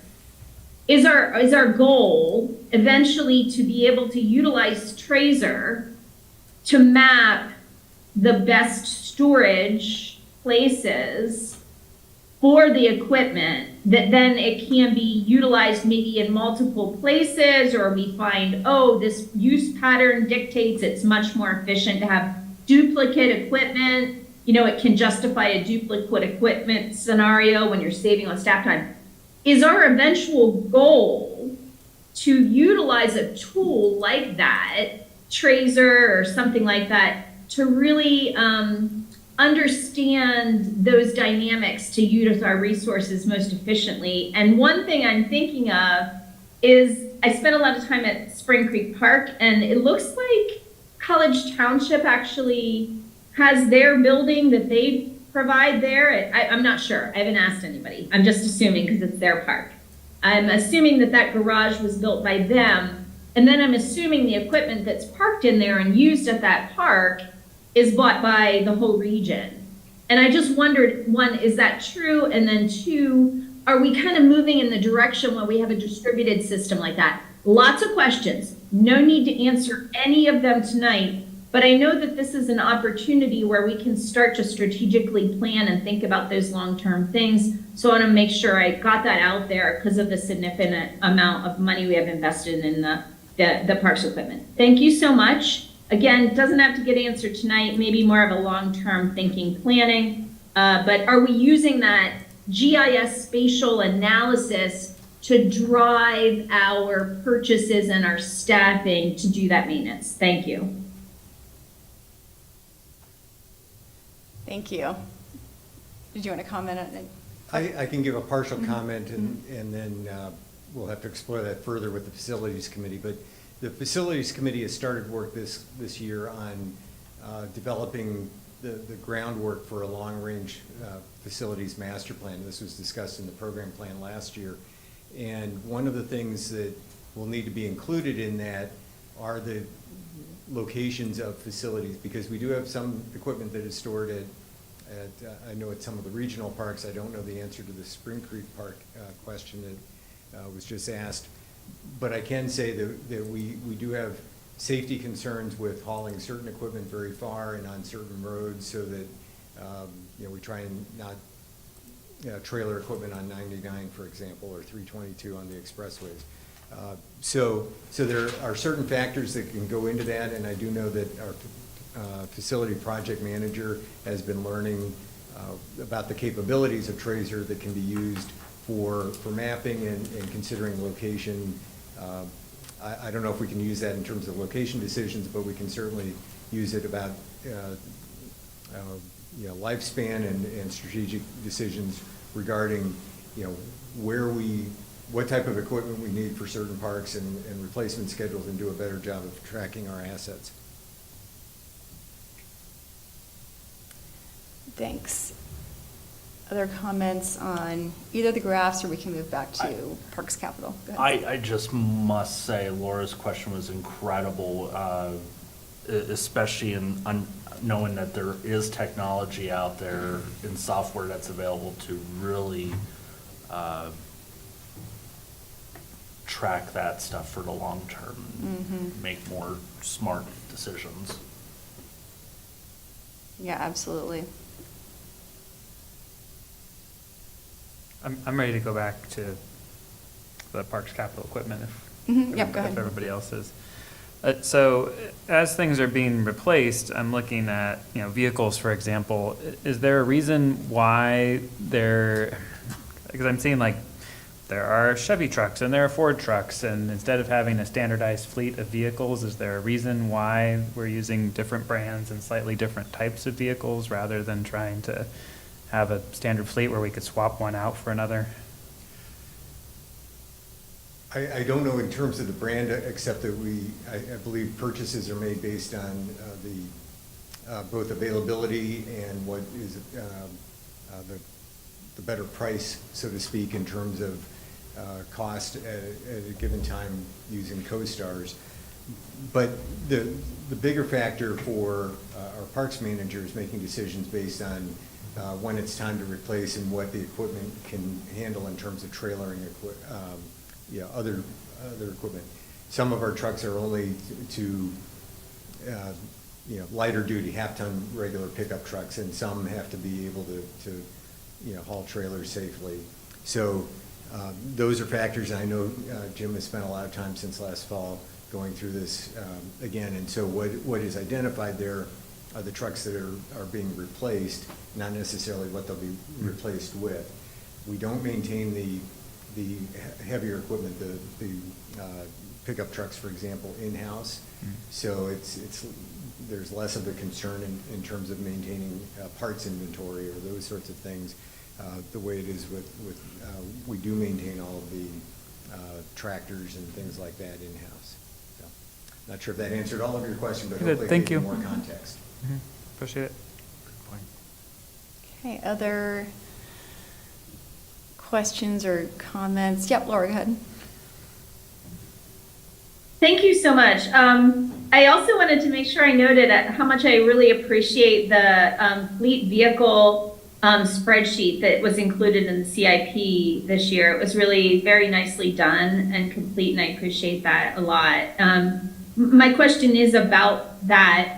I wonder if, I don't know if this comment came up at all last year, but I wonder if maybe that document would be the platform by which we begin to plan for fleet transition to hybrid, or if that would be done in another manner or needs to be maybe a policy discussion first. But I think sometimes Mr. Modricker has trained me to think in terms of spreadsheet, and maybe if we're adding a column there that talks about, can this be transitioned to hybrid, or is that document maybe an opportunity for that? The comment is more just about the larger question of goals for transitioning our fleet to more of a hybrid, carbon neutral type of a fleet. Thank you. Question, thank you. I'm not sure which page that spreadsheet is on, but I can tell you that one of the things Jim May has worked on in terms of sustainability initiative, we're, as you all know, we have goals and a sustainability carbon reduction plan that we're working on for the region, but within COG, Jim is working on forming kind of I think he's calling it as a nickname, the Green Team, and trying to work on setting those kind of priorities and working on timelines. A lot of what we need to work on is, as I mentioned earlier, electric vehicle charging capabilities and those sorts of things, and planning ahead, and I know there are grants out there for such things, but we need to, back to what I mentioned earlier about what Jim Carpenter's been working on, he's been trying to keep an eye on and anticipate when certain equipment can be replaced that can do the job that right now may only be able to be done with an internal combustion engine, but anticipating when things can be replaced with the equipment that will be available, such as an electric pickup truck that can haul a trailer loaded with equipment. So we are trying to anticipate timing for that, and we can certainly include that in our planning. Thank you. Other questions? I just wanted to ask about the fund balance. Maybe not my area of expertise on that, but I'll do my best, and otherwise we'll try and get Jennifer to help with that. Okay. So I know, there's been discussions around a fund balance policy, and hopefully, that and/or sinking funds will get into the mix here eventually. But can you just speak to, what's outlined here, beginning fund balances and ending fund balances, and if not, I guess my comment for the comment guide would be, what's the plan for spending some of that down? Can you point me to which slide? So I'm on page 10. We're right now, 2028 has an ending fund balance of almost $1 million. Given the increase in requests in other areas, I also am noting that seems to be a lot of money sitting around in that account that, in terms of our township shares, might be able to be offset somewhere else. I'm going to defer that to Jennifer rather than make an incorrect answer. But I can tell you that, one of the things Joe was working on with the finance directors and managers was starting to work on the fund balance policy, and that will need to be picked up later this year and discussed with the finance committee. So but it's not a dead issue, but it'll hopefully be picked up later this year. Okay, and I know some of those discussions will happen, just effectively in budget discussions. So this is really the planning document, for where the budget's going to head. But, just to note, I wouldn't be supportive of, this much expenditure and revenue expectations from the municipalities with that kind of fund balance there. So I think, hopefully that's going to be addressed more directly in budget discussions, but I'd support putting a comment in related to that. Okay. Because really that answers a lot of my spending concerns here, if we're actually going to be able to tap into some of these fund balances. So, okay, anything else on Parks Capital? Sure. Yes. Question. We bounced a little around. I'm sorry, when you said your overview, I didn't hear, or maybe you're allowing for a comment on the tables now. So should we comment on the tables at the beginning now, or? Sorry, I'm flipping I can around. hold it. I wanted to get some general comments at the end, but if there's anything in there that goes to Parks Capital, you can absolutely pull that in now. Board, it's about some of it's SIP expenditures 2025 by program boardwalk $2 million. So that's up to the chair as whether that's a capital expense you want to talk about now or general comment. Either way, I'm completely, it fits either, whatever your preference is there. If you want to wait till the Nature Yep. Center capital, and then we'll see if it gets addressed there, and then if not, we'll do some overall, yeah, okay, very good. Okay, I want to talk about that too, so. yeah. Okay, up next was fire, what's my place again? Fire capital? Let me bring back my, Yeah, page 15. 14. yeah, Fire Fund 14 printed. C31. Yeah. Okay, comments on that, Fire Fund C31. Patty, go ahead. Thank you. It was more a question. I don't know if you can answer it, but listed in there for 2024 was upgrades to the HVAC and electrical for the College Township Fire Station. I just wanted to be sure that those are separate from, like, separate connections from the College Township building. Correct. Those, I don't know what the specific upgrades would be, but there's a clear understanding that, you know, if we have to replace something that serves strictly the area that is for the fire station or the fire program, then that would be a COG function. But if it's the rest of the building or site, that would be something College Township would be responsible for. But I think they asked a similar question in their comments, so we'll be responding to that. So yeah, I just wanted to be clear that there was a separate electrical panel and a separate HVAC system. Thank you. Thank you. Laura, go ahead. Thank you very much. Let's see.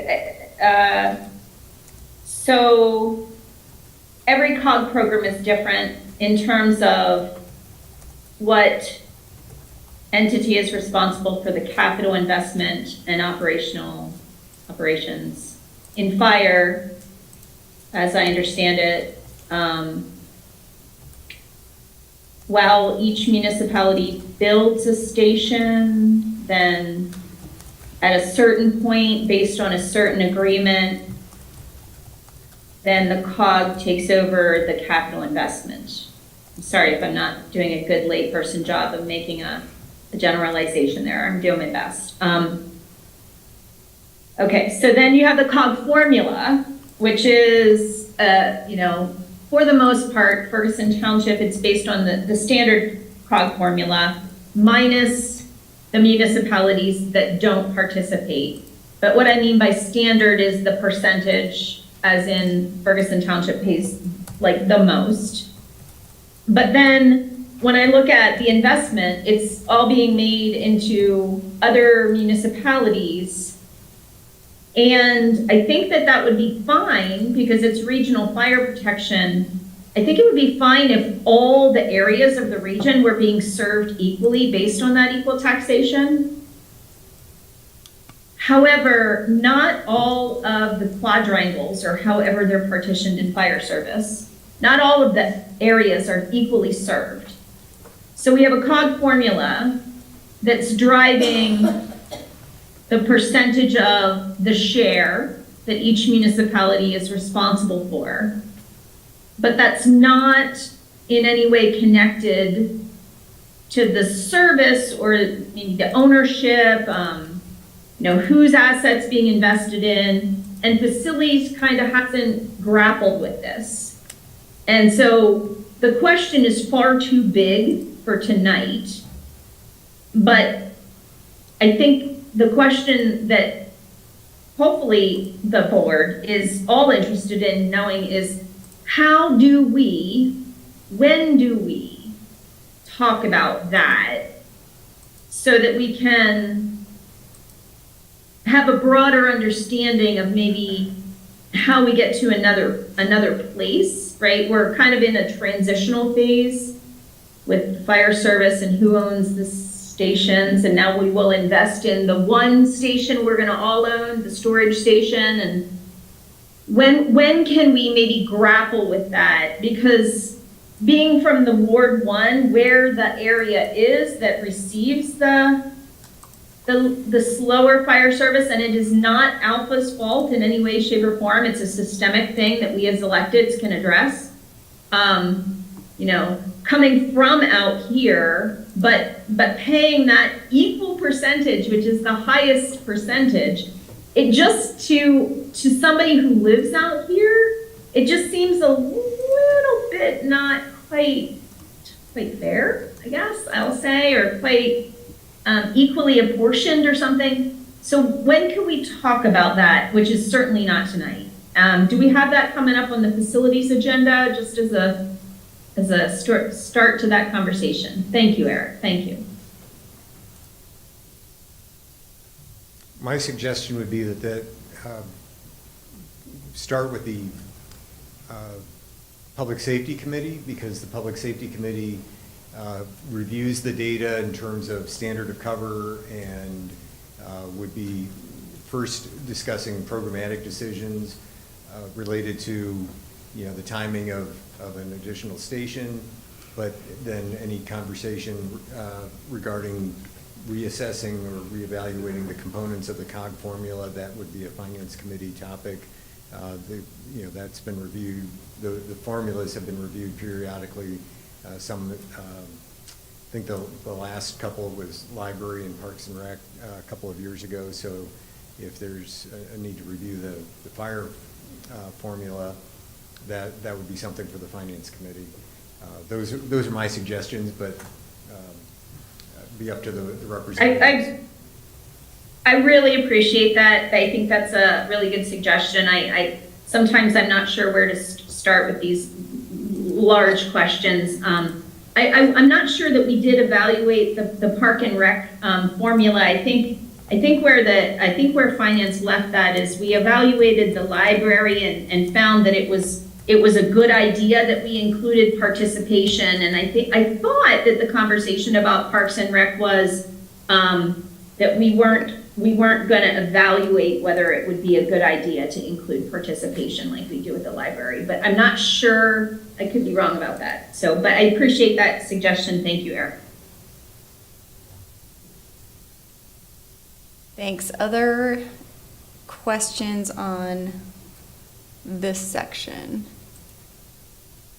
My question was related to Laura's in that the new storage building, under the descriptions of the building, it references a potential new station in Ferguson Township and says that that'll greatly impact the decision to construct a standalone storage facility, but the storage facility is in the CIP for 24. So I'm just, I guess, wondering about the thought there of including the correlation between a Ferguson Township fire station. I mean, I understand it, but why have that in 2024, the storage building, if there's still so many questions around how that would relate to a Ferguson Township station? So, because that's farther out in our CIP. So, anyway, if you want to speak to that at all. Generally, the storage facility, well, let me back up and say, right now, the storage facility is a rented space. And for those of you who are newer on the board, we have rented space for park maintenance, as well as the fire storage facility in the same general vicinity. While they're convenient and, you know, we're getting by there, ideally we should be owning those types of facilities and not paying rent, and we should be making sure they're located in an area that, or a location that fits the needs, kind of as we talked about before, relative to Parks and Recreation. For fire, what would be ideal in terms of locating a storage facility for the special operations and you know, doing maintenance and anything that might be happening there when staff are on site, it would be ideal to be near where a fire station is located, so that if an emergency call comes in, they can hop in the truck and respond to the emergency, as opposed to be locating somewhere that's not convenient or appropriate for that. So it could be adjacent to another station, but if we're going to be building, it would make sense to potentially look at coordinating that. What's shown in the schedule there is a 4-year investment, looking at spreading that over time. So, the initial planning might start, and the decision about what, where, and how to finance it. So that's spreading the cost over 4 years from a planning perspective. But we do have, much more to discuss in terms of the timing and where, and does it make sense to put it near the patent station, for example, or does it make sense to jointly develop it with Ferguson? So I think there are more conversations to be had on that. So again, I think that would be something to start with the Public Safety Committee.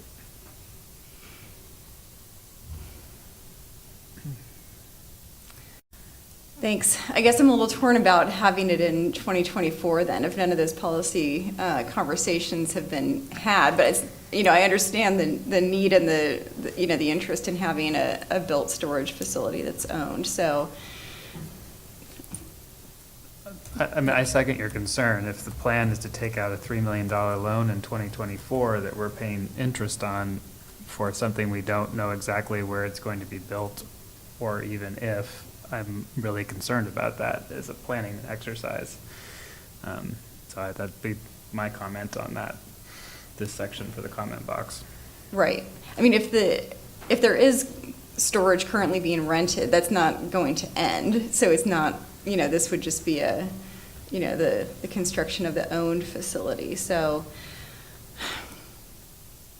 I think that's a fair comment. Go ahead, Laura. Thank you. I also share some concerns about the timing there, but also a lot of support for the idea of that storage facility also being in companion to a station that is located in Ferguson Township. To me, what I'm hearing is that it sort of sounds like the policy question should be elevated a little bit so that we could have some regional dialogue around it in order to know best what the comment kind of is. But I mean, for now, I agree with the chair, like we could put that comment in there. But really, I think the question is, could we kind of get that policy dialogue started so we have better judgment on when that should be? Thank you. Thanks. You stated that very clearly when I was trying to phrase that, so thank you. Okay, other comments on anything under the fire? And I'll just be more specific with my comment, is that I would like to have planning be done for any new building we are taking out a loan for before we take out the loan. Yeah, agreed.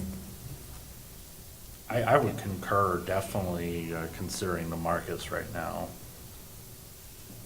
Mm-hmm. It's not necessarily, people aren't necessarily taking out loans unless they really, really got to.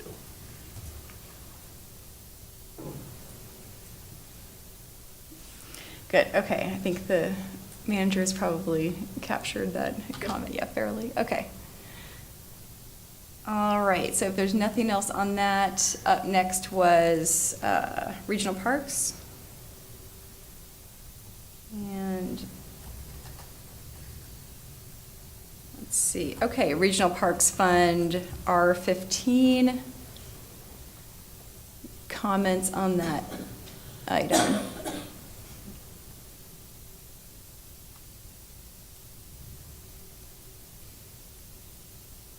And I can kick that one off. My first comment was on the indoor feasibility study. And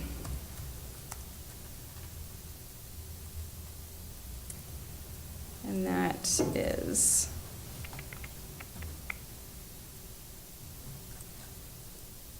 oh, there we go, okay. That's under, it's below Hess Ocall. So under revenue, there's a grant gift identified for $50,000 in 2025, then an expenditure of $125,000 for the indoor feasibility study. So my concern here is that what we've learned about the indoor the feasibility studies is that they don't last forever, and so once it's done, the clock starts ticking, and it'll include things like, this is how you're going to get it done, because if the idea here is, well, we want one, we need one, an indoor facility, then that's already kind of been predetermined, and so, this isn't what that feasibility study would do. At that price, it would give us some information that would need to be acted on, and so we'd be looking at construction of something within 18 months, I would think. I mean, I can't imagine it would be longer than that, and so that's a concern. I just cannot imagine how the authority, COG, or the municipalities can manage another major project like that within that time frame. So, I mean, I would at least suggest moving it out past 2025.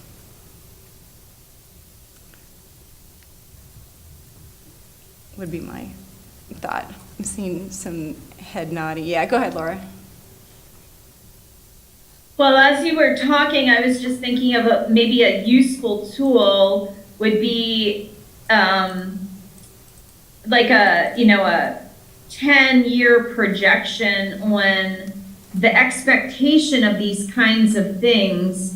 It's hard to keep it all in the frontal lobe or something. We've got the boardwalk, and then we've got, a lot of discussion about build out of the 3 regional parks, and then we have a discussion of building a fire storage station, and then we have a discussion of the indoor recreation. I'm already missing stuff. I know I'm missing stuff, but I wonder if one helpful tool would be to have in one graph or table over time the expectation, and again, I know there's soft numbers, and we're all grown-ups and we can wrap our brains around that. There's soft numbers, but it would give us a snapshot of what it looks like over time.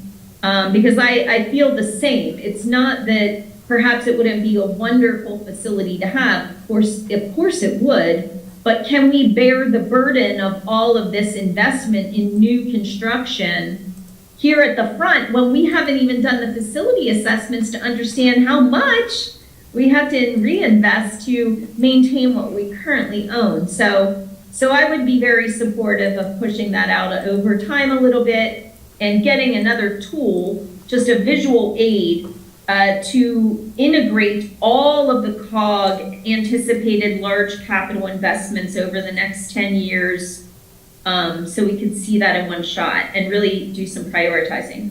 Thank you. Yeah, I think that's a great idea. Thank you. And my other comment, and it's just a question. So I saw the, let's see, the engineering design, the Hess restroom concession storage.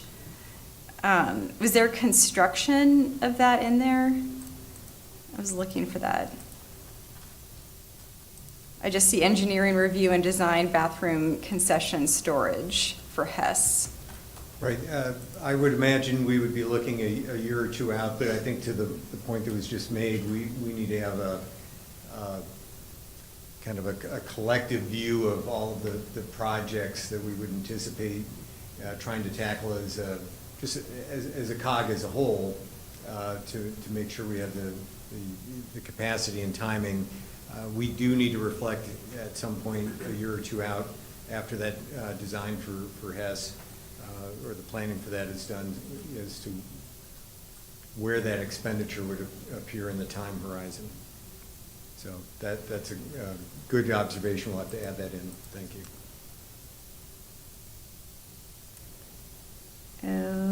Okay, yes, Laura, go ahead. Thank you. I think what the comment is, if I understand correctly, is that can we add construction, the question of construction into it, even if we don't have that other tool, I think that even if it's a super soft number, what it helps us do is realize that when we do that initial design, there's going to be another cost. And especially if you're a new elected official, all of this is very foreign. And so if you're the public also, so if I would support Lisa's comment, if we could even now just get a soft number, if that's going to remain, that we're going to do engineering design, that we get that soft construction number in as a companion. This is Corey. I'd also like to see some projections about, as we're approving these capital costs, to understand what the ongoing maintenance costs are going to be every time we're doing something new, just so that as we're approving a plan that has huge impacts on the COG budget moving forward. And so having those two pieces of information would help me also make decisions.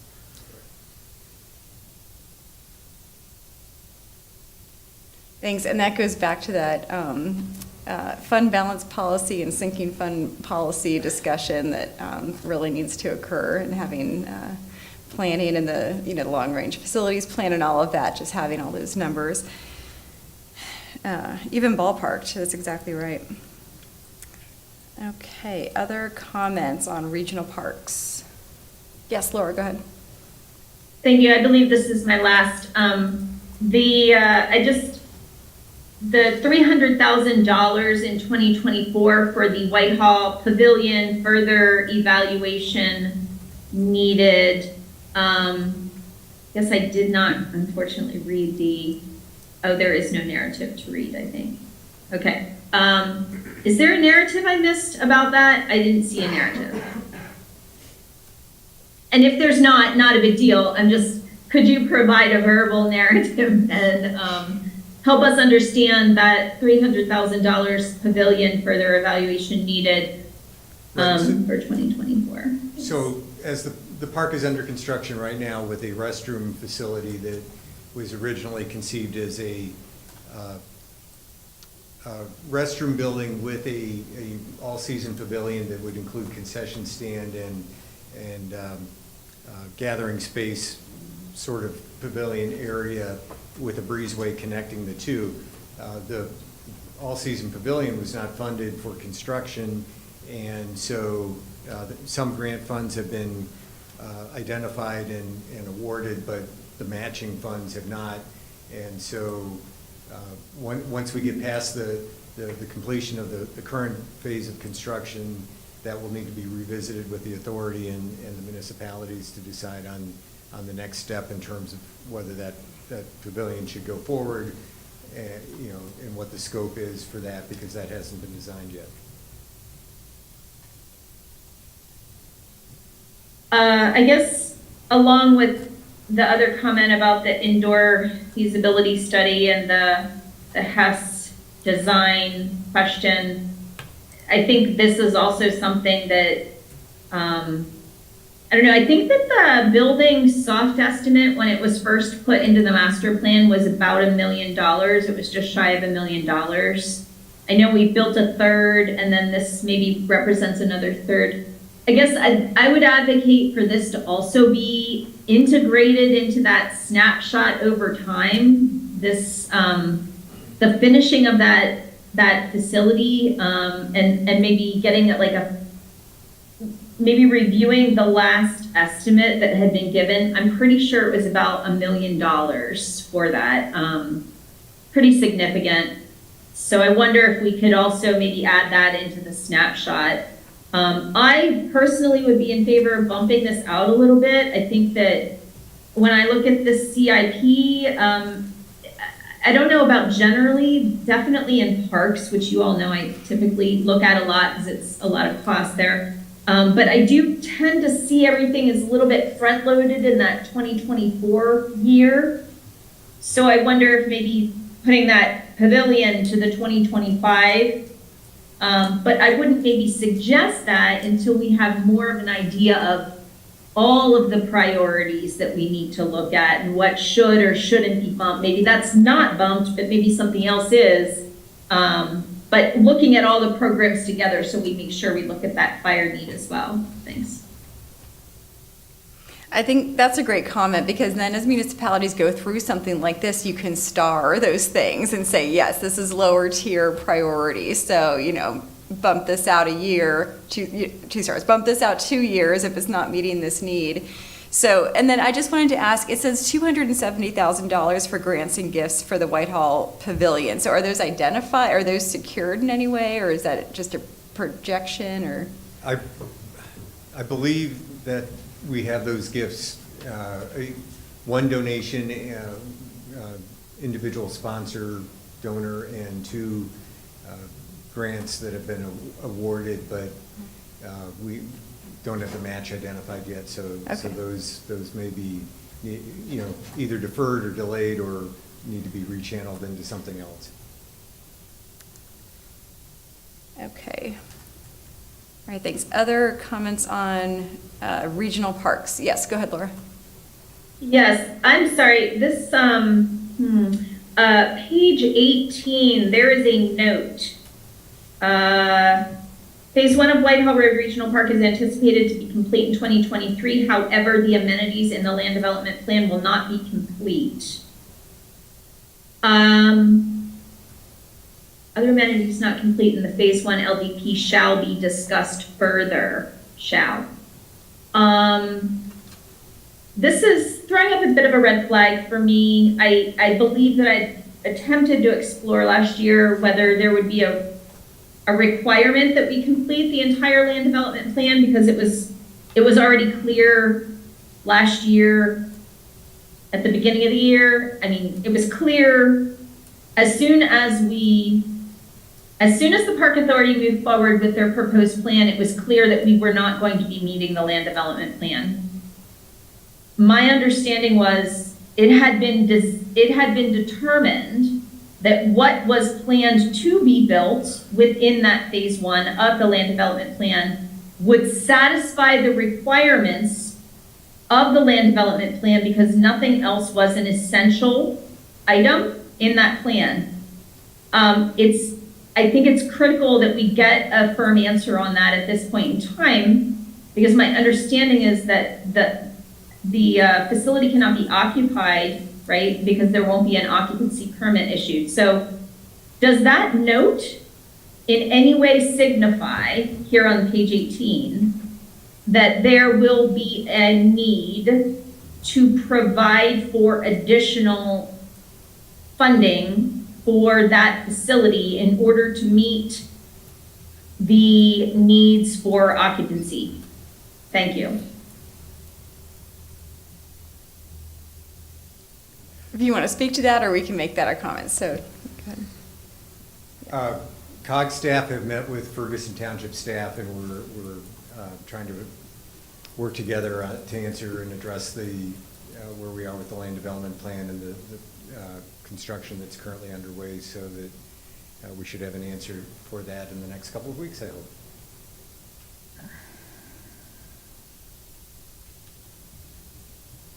Thank you. Thank you. If there is the potential for a significant cost, perhaps we would want to note that if that's the case. I'm not sure. Thank you. Thanks. Good. Yeah, and that could be a comment as well if that's going to be a cost. Okay. Anything else on regional parks? And seeing nothing. Up next is Library Capital Fund S07. Any comments on this item?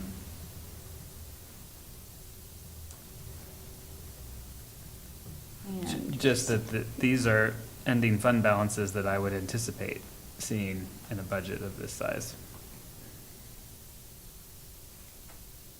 Yes. Noted, yeah.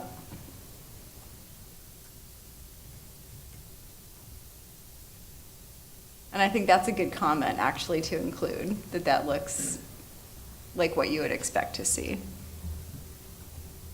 Okay, any comments on library capital? Seeing none. Up next is the COG Building Common Assets.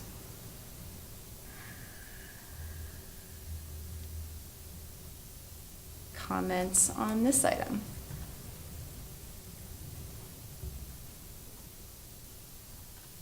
And seeing none. Pools Capital.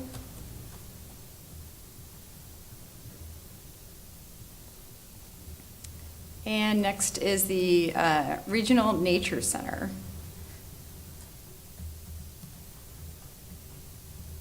Comments on this item?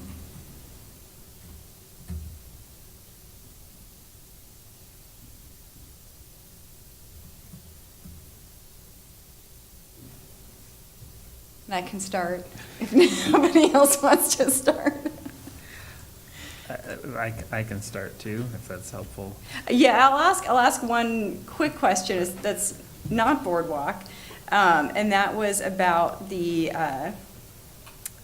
staff building. Let me find my comment. So that had been in last year's budget or CIP, and it was removed or pushed out, and there was a note, yeah, the current office space should be evaluated for relocation due to its condition, but was there something in here to address that? We're looking at some temporary options. That was a big number last year, and at this point, we may look at some temporary accommodation within the Spring Creek Education Building as it's completed, so that we can explore those options, over the winter once that building is completed. And it's an ongoing concern. One of the we're having conversations with the university as well as the authority to look at what do we need to do.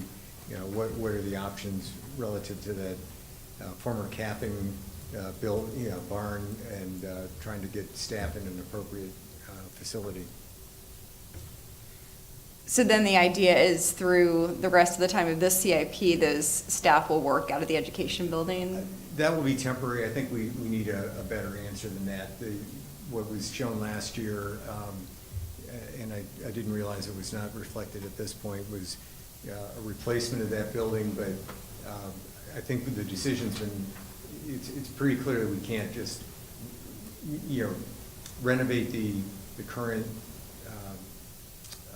building where the staff is located, and that's not going to work, so we're gonna have to look at another option. Okay, so my comment would be to add that back in, at least whatever was removed from last year, even, I want to say it was $1 million. Right, and that was yeah. based on a projection of the staff that came out of the staffing study, how many staff would need to be added, and I think that's being reassessed at this point as well. Mm-hmm. So, and because it was noted as a really serious concern last year, and so that's why I was very surprised to not see something on there. So I would put that in, whatever, ballpark number you can put in 2024, if not.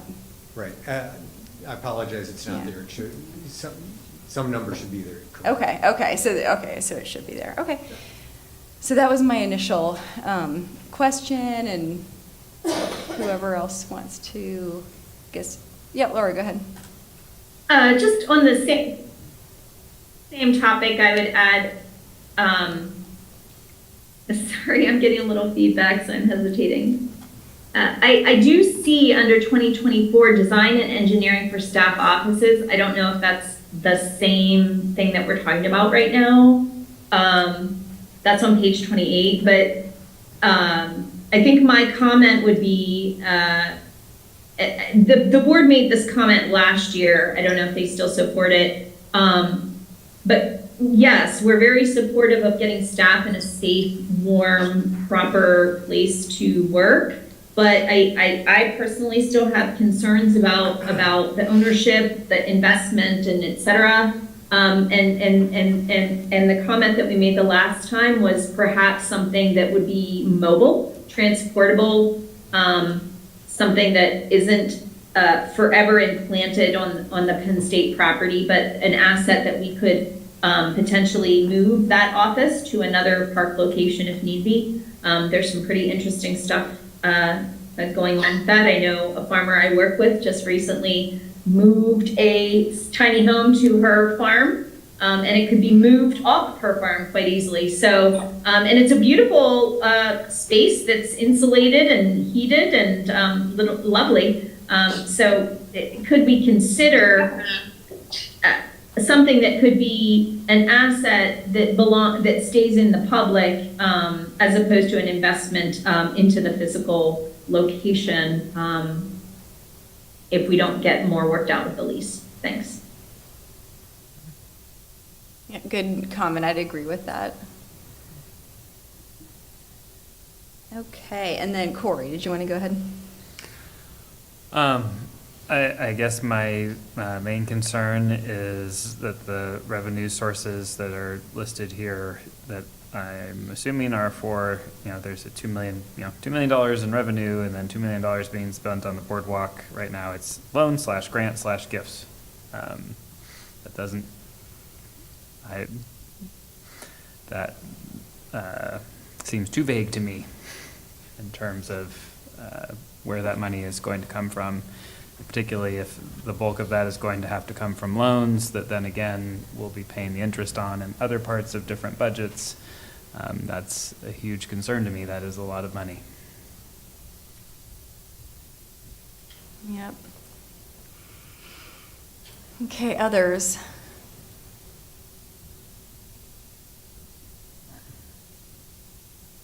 Yep, go ahead, Laura. I'm not sure of the comment I want to make, but I feel like the idea that we will be prepared by 2025 to move forward with Millbrook Marsh, to me, that seems contradictory to the earlier discussion. Maybe I'm not hearing it the same way as others, but when Mr. Keogh was talking, I was kind of envisioning a little bit of a longer timeline, and I don't know, maybe Director Norenberg, do you think it's reasonable to think that we would be ready to begin construction of the boardwalk in 2025? Again, within the other priorities that maybe we've got emerging? My crystal ball's not that good to tell you for sure, but I think we need to be planning for it because of the condition of the boardwalk. But I know, as Bill described, we have a number of things in the works on that, and really that conversation took place a week ago after the draft of the CIP was already prepared. So preparing the CIP this early in the year for next year and beyond means that some things are still a little bit uncertain, and we'll have to be updating and working with the Finance Committee and others on that. So I think we're going to continue to explore that as we move through the summer and have a better feel for it as we get closer to the finalization of the budget, and we'll have more details as we keep working through that. Thanks.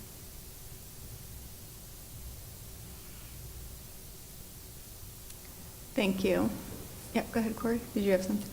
I guess I'll further my concern about the investment that we will be making into Millbrook Marsh, and potentially if that then comes back to us on the townships, I am concerned about the fact that we pay the greatest share in terms of supporting regional parks based on the current formula for a resource that I do not believe, with lack of data, I can only go off my beliefs, which I don't like doing. So it'd be nice if we had some data to back this up. It would help me make a more informed decision. that is not a resource that our residents are using as much as the residents who are closer to it in College Township. And so if we're being asked to put $6 million into this, I will say, important but relatively small project, I would like to understand potentially a different way that that cost gets split amongst the townships. Thanks, and that leads into a question I had. So Millbrook Marsh is not in the regional parks system, correct? And is it going to be rolled in as part of this repair enhancement? That's an interesting question. It's being treated like a regional asset, along with regional parks, but that decision-making was, predates me, so I don't know exactly how that's reflected in our, funding documents, and so that's something we'll have to explore. I would have to check with our finance director and maybe, go back into some files to dig into that a little bit deeper. So my sense is we treat it from an administration standpoint, but I'm not sure exactly from a financial standpoint how that plays out and what data we have on that. But we can certainly look into that if that comment's added to the comment guide. I mean, I would like to know if it's going to be part of that system, and part of that system includes a library, which has a different funding formula than the other regional parks. And the regional parks is, the concept really was that one is in each participating municipality. And so, how does this work with that overall idea? And it goes back to the governance question and also the contribution calculation. So I think, I really think those questions are all related, and I'd have a hard time moving forward with this kind of project without those being answered. So just, what I was saying in the earlier report, I understand that the authority doesn't view that as related, but as the funding partner, I can't see how they're unrelated. So, I guess that would be just another separate comment. Is it part of the regional parks? Will it be? Are these governance questions going to be answered before any new loans are taken out? And then one other question before I go back. So this is saying $6 million. So it was $2 million over 3 different years. And so we had I didn't remember $6 million being a bottom number. I thought we were at bottom maybe $8 million for the options we were given. So is $6 million now the new? I don't think there's a new number, yet. We've had to extend the time frame for feedback because last I heard we had less than a quarter, less than a third of the elected officials had completed the survey to provide feedback following the presentation that was made at the general forum meeting. So we're hoping we get all of that feedback, and then we can look at such things as phasing questions and scope questions. Are we only replacing what's currently there? Some of those questions we're asked, and we're looking for that feedback so that we can have a more fully defined plan and start talking to potential funding sources. We've initiated meetings with the university. We've started looking at potential grant funding sources. A lot of that will hopefully be able to defray what needs to be provided by municipalities. Okay, thanks. And let's go to Patty. I see your hand is up. Thank you. I'm glad you brought up the survey that was done, because that's another comment I'd like to add is that because I share all of your concerns about the boardwalk and the $2 million starting in 2025, et cetera. And is it a regional asset? Is a foundation going to be developed, et cetera? Some of the governance issues. And I also feel like somehow some of our conversations are being funneled into these silos, like this silo of a survey where some of this, I think, I would love to see this as a discussion point in a general forum thing where we all just sit down and talk about it. It would be time consuming, I understand, but I sort of feel like right now we're talking in silos and there's other people, but I would like to have a more general discussion. Thanks. Thank you. Other board comments on this? I'll just note that in the budget as it stands right now for the replacement projects, it's using the same percentages for the nature center as we do for regional parks. And so right now, at least in terms of the formula, it's being treated the same. Mm-hmm. Okay, thank you. Okay, and I think our park authority representative would like to speak to some of the conversations, so come on up. Just kind of a quick comment. When the CIP was developed for this purpose, we could have put 0 there. We could have, some number had, if we'd put 0, everybody would want to know, well, what's it going to cost? If we put some estimate there, we had no basis for that estimate in terms of the municipality cost. So we put the 2 million, the 2 million was put in for a total of 6. If we added an asterisk to that, to further explain then, under the asterisk, that this is not necessarily assumed to be the municipality cost, but rather at least a reference to the anticipated project cost. Would that ease some of your feeling as opposed to committing in a CIP that the 2 million is somehow going to be the municipality, the COG cost? Because I think it's just as reasonable to put an asterisk there and say, hey, this is an estimated cost and is going to be allocated appropriately. Not just to the municipalities. You guys can figure out the wording on that. I mean, 6 million we've got it there.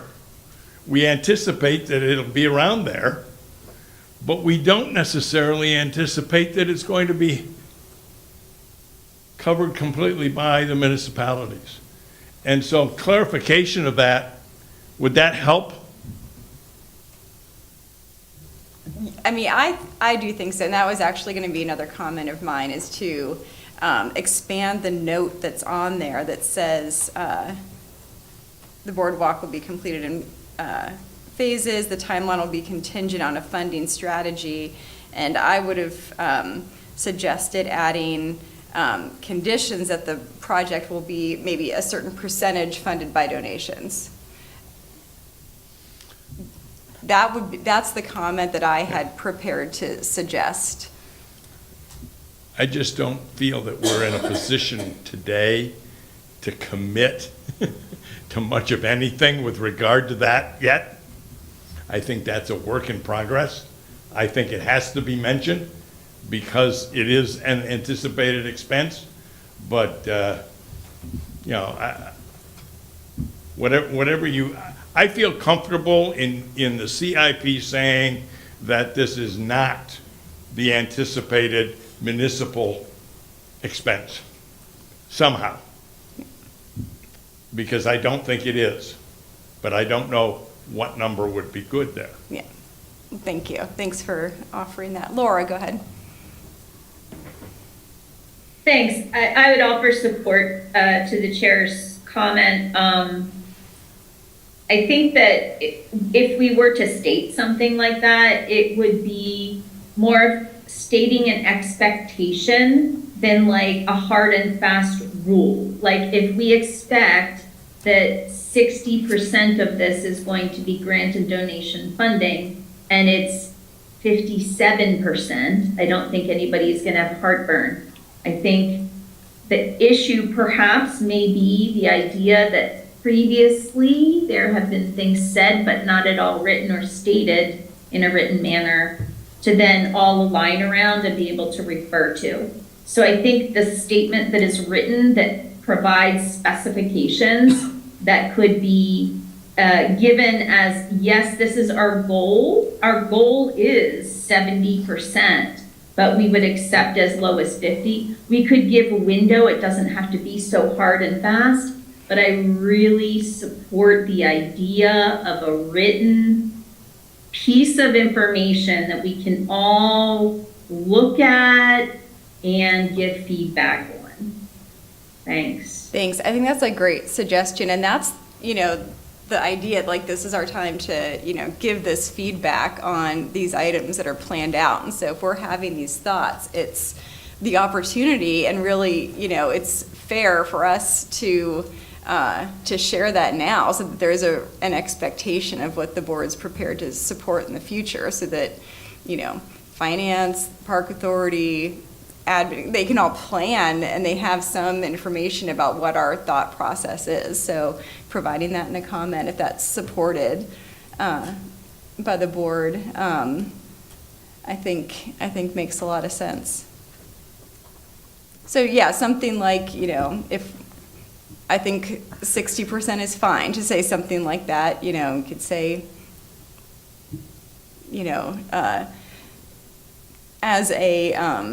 as a generality, and in, and knowing we're very far out from specifics, but for planning purposes to kind of set some expectations, I think having something like that noted in our comments makes sense.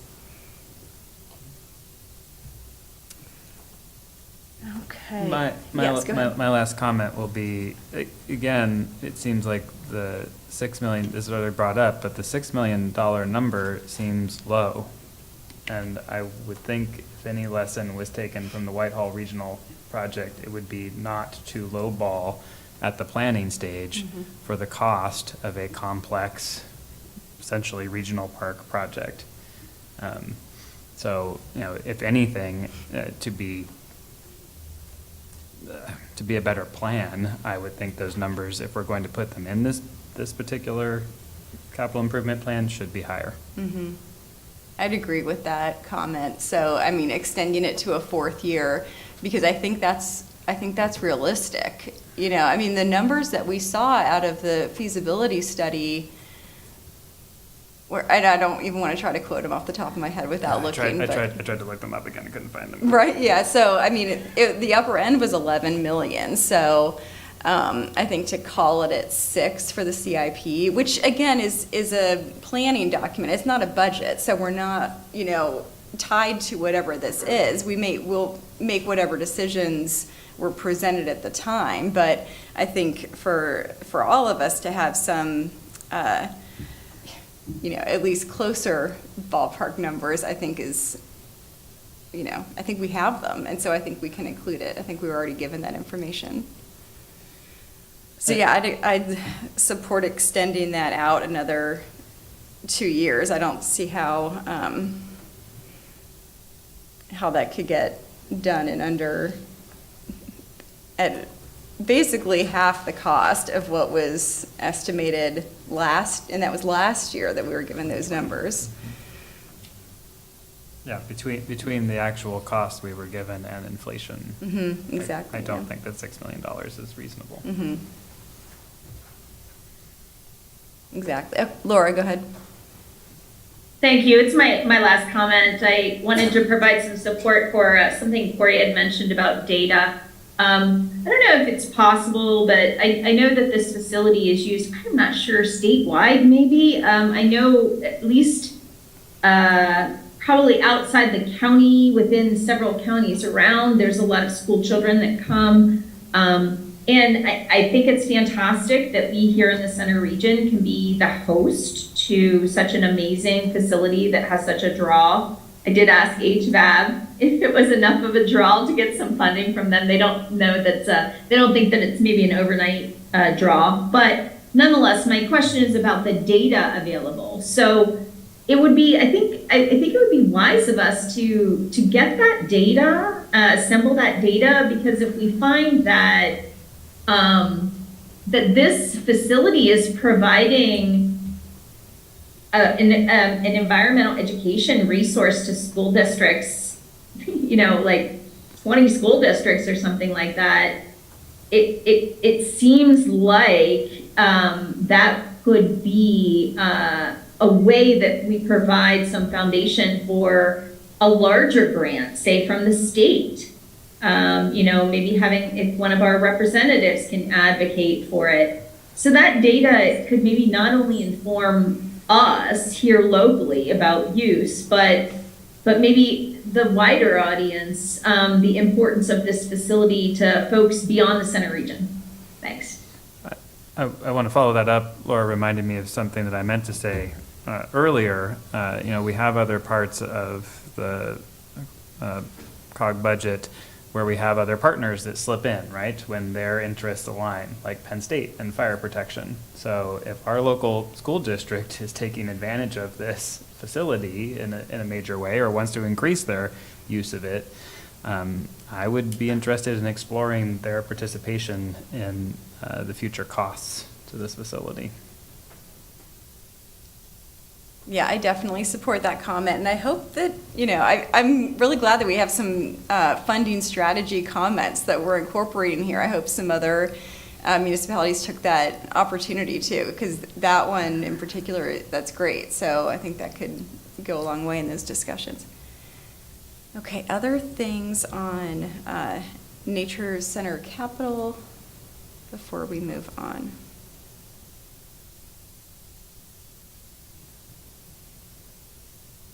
Not seeing anything, okay. Up next is planning and MPO. Any questions on that or comments? Seeing nothing, next is regional refuse. Comments on this item? Seeing none. Next is emergency management. Seeing none, and then, Could I just, sorry, go ahead. I'm just curious why there are no capital improvements to emergency management over the next 5 years? The main capital asset for emergency management is a vehicle that was, I think, replaced a year and a half ago. Okay. Thank you. Thank you. Okay, and then code department. Any comments on that? And seeing none, so we can go back to some general comments, general questions, anything we want to incorporate or ask Mr. Norenberg while he's here. And we can start with whoever wants to. Go ahead, Laura. Yep. Sorry, thank you. I think I might only have two others, often are inspirational to me, but, and I may have more, but first question, page 4, I probably should know this and I do apologize. Under the debt repayment projection, the Millbrook Marsh Nature Center Boardwalk loan to fire 2023 to 2027, that's something that was already taken, that loan. And that's a question, sorry. That's something that was already taken and integrated into there. And I think that was for the preliminary fixes when we first started to take care of things there. Is that accurate?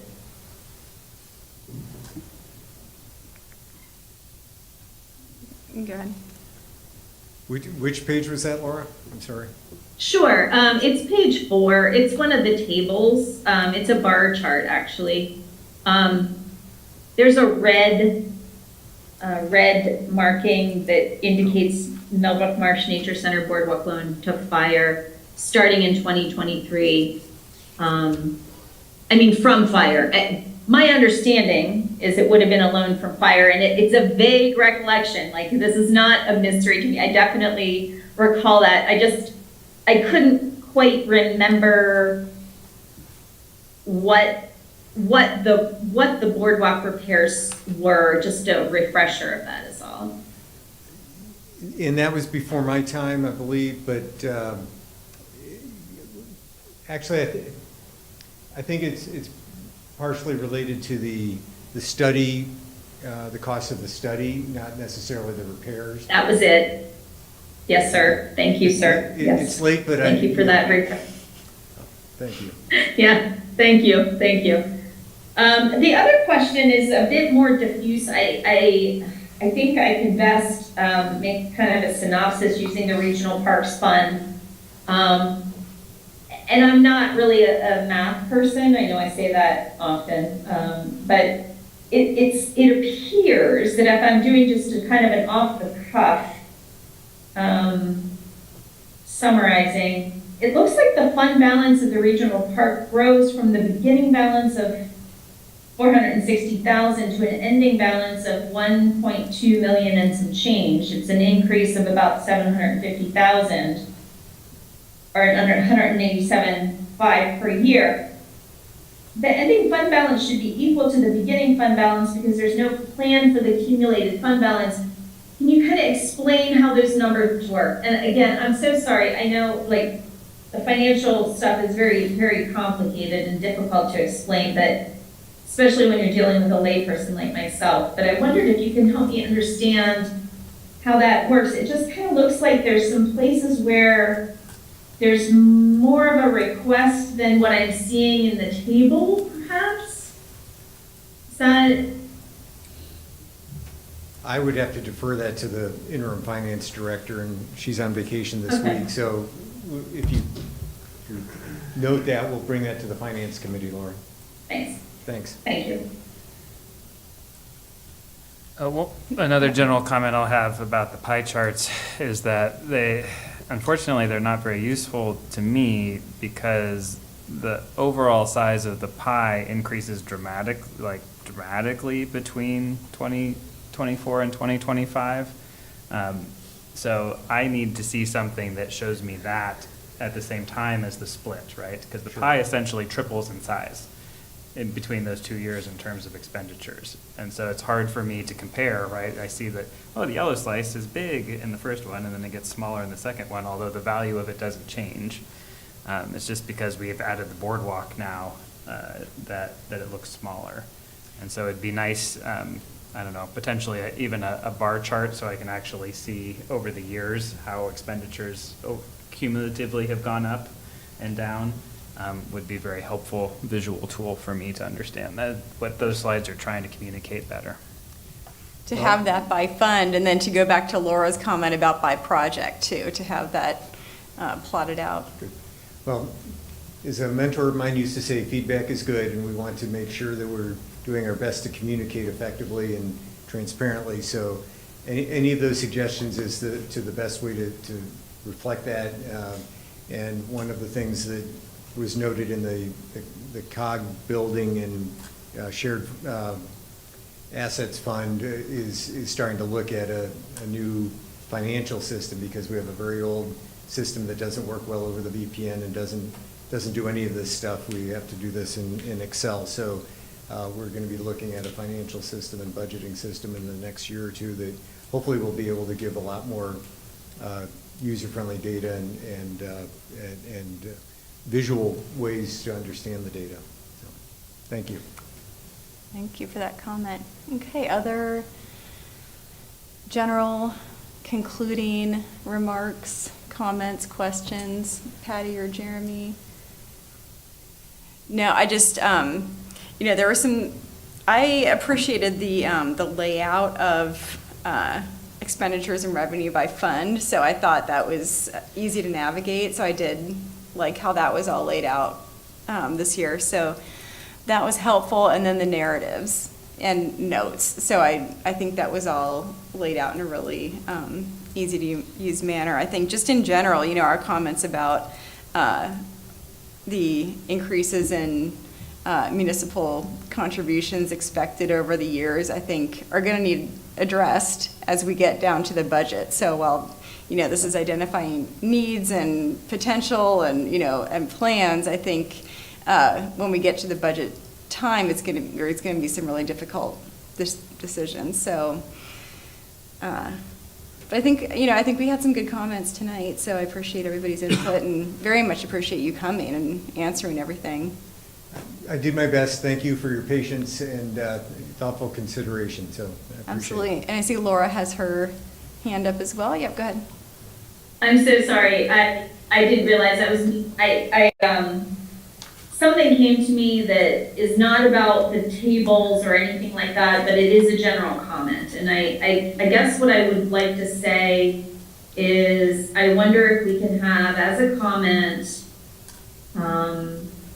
that we would like to take a minute and look at the COG formula and whether it is the best formula that we should be using. I don't know that I want to totally broad brush that. I know because, for example, we looked at it with SLO, that's a check, we already did that. But in particular with parks, and I'll just, one of the reasons why is as I look at, say, Ferguson and Patton, and we have such large municipal investments in the park system, and they're not really accounted for in terms of an asset. And it may be the case, I honestly do not know because we've never done the analysis, but it really may be the case that once you look at all that the larger municipalities are investing, that it doesn't maybe necessarily make sense to turn around and say then they owe the most because they have the biggest population. I just wonder if there's maybe a logic flaw that's embedded in that formula. So my question is, would the board support that comment that we would favor a look at the COG formula, in particular in relation to the various parks programs? I don't know. Okay. Yeah, I think that. One head shaking. I think. I would, and particularly, I feel like we need to resolve, is Millbrook Marsh a part of regional parks, or is it a separate thing? If it's a separate thing, then I think it should have a separate allocation. Yeah. That we should discuss. It shouldn't just borrow the parks allocation model. Right. Yeah. Yeah. Great comment. Gotcha. Thank you. Okay, anything else? And I don't see anything. Thank you so much, Eric, for coming tonight, and that was very helpful. I'm going to call for a 5-minute recess. We still have a couple items to go, so we will reconvene at 10:02. This is our punishment for the short meeting.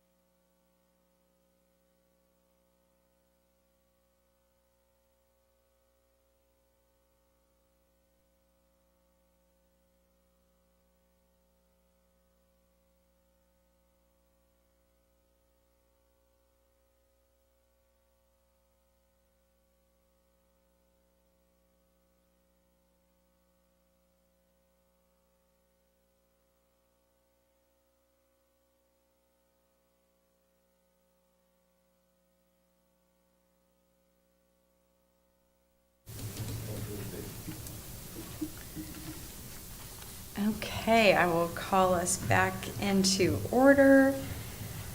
And next is the request from the homeowner association to enter an agreement with the township that permits cost-sharing approach on pipe cleaning, video contract, and pipelining contract. And we'll go to Mr. Modricker for that.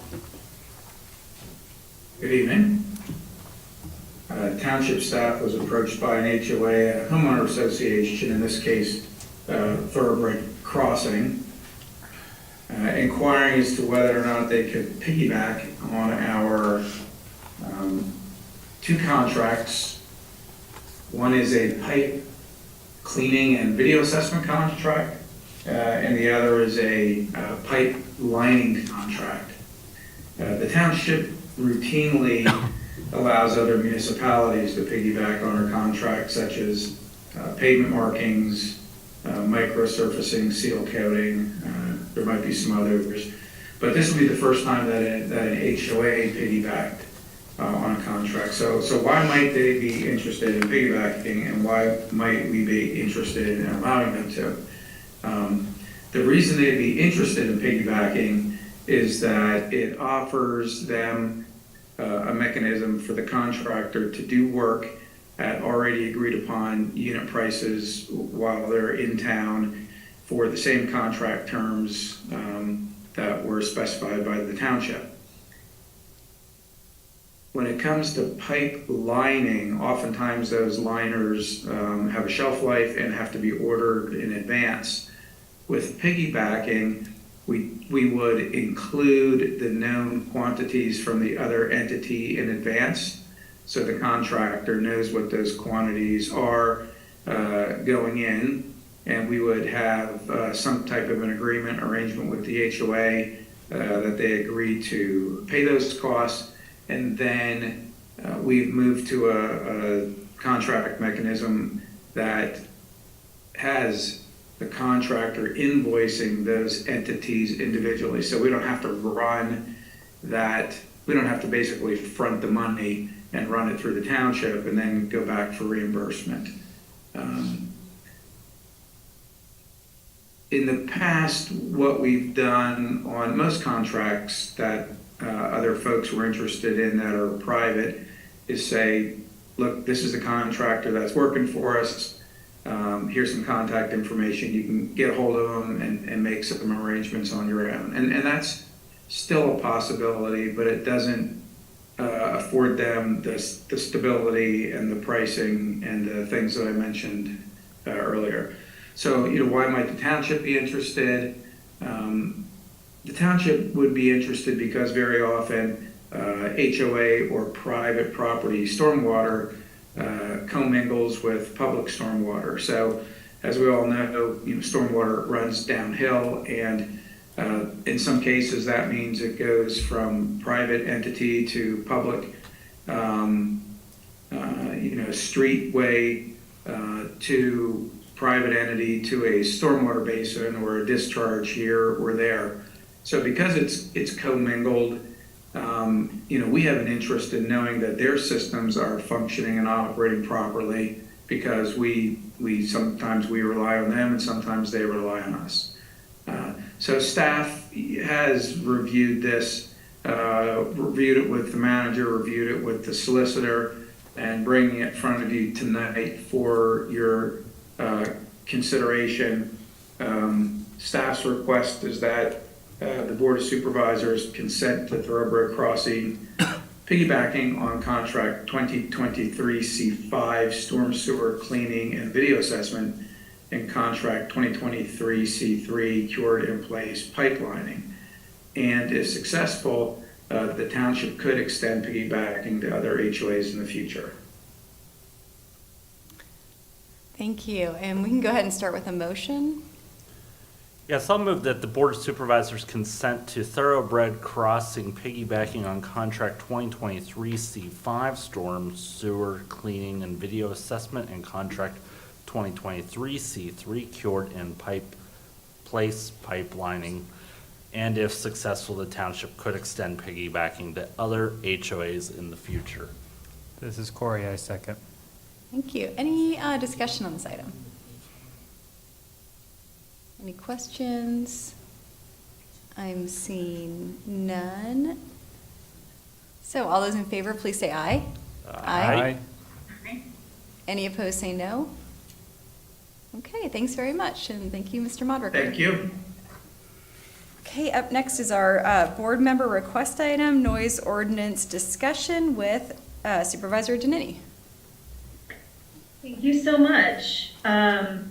Yes, you can find in the agenda, there is an attachment. That first appeared, let me just navigate over to my other window here, sorry. That first appeared on the August 16th, Ferguson Township, August 16th, 2021, Ferguson Township Board of Supervisors regular meeting consent agenda. It was under new business tonight, but it's actually the fourth time that it has appeared on our agenda. The second time it was September 7th, 2021. And this is just a little bit of a refresher for everybody because the history wasn't included there. And also we have new folks, so I just wanted to just give a little refresher before opening up to any dialogue. Then in September of 2021, we did talk about it at a regular meeting, and there was a motion that came out of that. It'll just take me a second. I'm going to read that motion.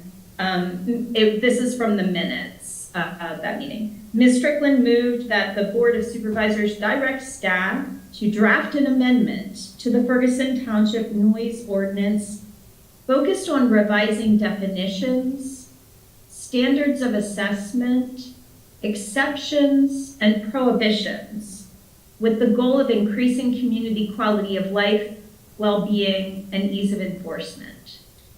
It was seconded and passed 4-1. And then it was included in the 2022 work plan. And then we did discuss it at the April 12th, 2022 work session. That did come under unfinished business and was presented by the then Chief of Police, Chief Albright. Included in that agenda was some suggestions from Chief Albright that he had brainstormed for the board to consider, which we then did do at that work session. In particular, there was about 1.25 pages of suggestions, in particular in relation to exemptions, noise limitations. As this meeting was started, I did email those suggestions to the board as a starting place for our dialogue. Although we did dialogue about them at that work session, and I'll just, for my last bit of my history, I'll just briefly hit from the minutes just some of the take-homes from that then. So Chief Albright noted that he had discussed the ordinance with zoning and planning staff and shared the discussion with the board at the time. He explained the adjudication process with planning and zoning and how it was brought before the zoning hearing board. We had a robust discussion. I'm just highlighting some items here. Ms. Wargo had not been aware at the time that the zoning hearing board was at least as I understand in the minutes are saying here. I don't know that she was not aware, but maybe if I recall at that time, part of the ordinance was in the agenda, but the other part wasn't, so that part hadn't been included, perhaps, if I recall correctly. Anyway, Ms. Wargo was not aware that the zoning hearing board was the authority for the ordinance and deferred to the solicitor for a recommendation. And then discussion followed on the definition area of the ordinance. Ms. Dupuis made some comments, and then later, according to Ms. Dupuis, our solicitor, the proposed noise ordinance that was in today's agenda reads for standard operations. The power to enforce it is vested with the police. I'm not sure if that was maybe a typo, if it wasn't vested with the police. However, some language in the ordinance, or maybe it was, but then it goes on, some language in the ordinance, as noted by Chief Albright, needs to be broader, that we can talk about, which is separate from zoning. So these are just some of the topics that were brought up. In addition to the waiver process, currently we have a permit process. Ms. Dupuy at the time noted Patton Township had a waiver process that goes through the board agenda. I think consent agenda, I'm not sure, she could maybe bring us back up to speed on that. But that maybe would be in the ordinance, this process for relief, it would be spelled out. We talked about power equipment. And I think one of the main take homes was that the ordinance was pretty out of date. As it had been written mostly between 1982 and 1989, if I remember correctly, and the population density and overall numbers were so much less in Ferguson Township then. I'm sure that it was sufficient at one time, but doesn't seem to be now. And then lastly, in wrapping up that work session, I at the time was chair, and at that time, after our board did discuss the item thoroughly, I'd asked Ms. Wargo if she could help determine how the zoning interacted with the noise ordinance, and is there a better way that we can utilize. At that time, Ms. Wargo thought the only time that the noise comes up in zoning is for conditional uses, so I would love if she could provide some thoughts on that tonight. And then I asked Chief Albright, previous chief, to incorporate the changes into the noise ordinance amendment for a future review. Again, I had been chair at that time. Not very long after that, I believe we received the then chief's retirement notice, which we all knew was coming soon, but was still, somewhat surprising at the time. Nonetheless, I think that's kind of where it was left, primarily because we were then in the process of hiring a new chief. And at that time, after the dialogue had progressed to that point, if I understood correctly in reading back through the minutes and recollecting, the idea was really that the enforcement of the noise ordinance should be vested in the police. That was what my research was really showing me, what many more modern noise ordinances do. I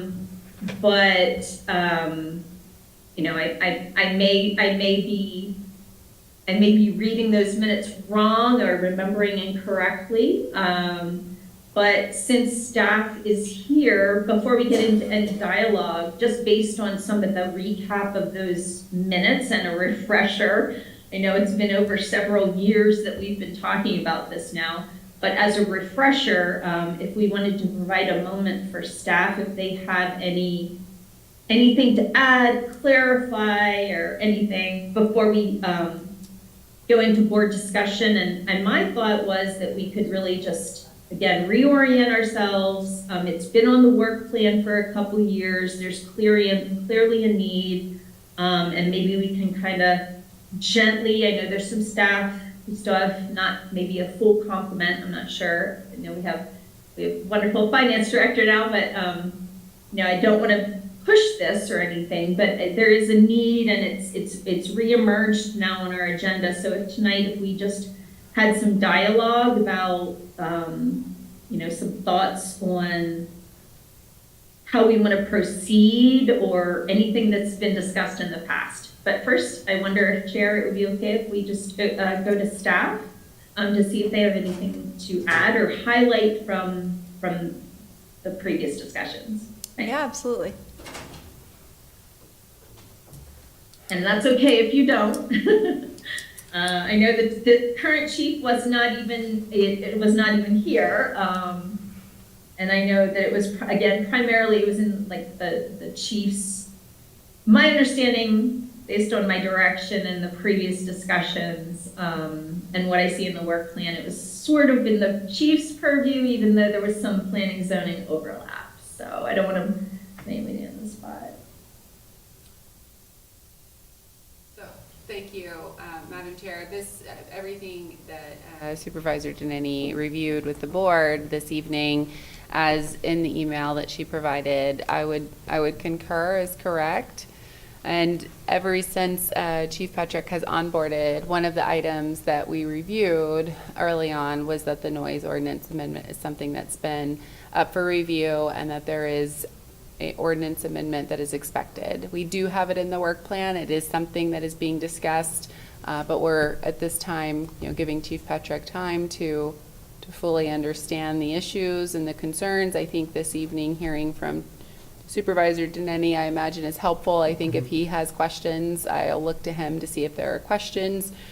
Staff has had ongoing conversations. I recall the last conversation I had with former Chief Albright was that this was not an easy lift, that this is something that would certainly take time. It's a very outdated noise ordinance. I think in our last discussion, something that was brought forward, even perhaps from the solicitor, is just that Chapter 10, it has several parts that speak to the noise ordinance, and so there's not just one section, there are several sections. So to Supervisor Deneni's point, there is a section where it references zoning hearing board to be the governing, or the party that would adjudicate issues, but then of course it's up to police, and the way our ordinance is written, it does require the use of an audible device, and so it requires then for police to show up in real time to be able to monitor that, or to be able to test the noise.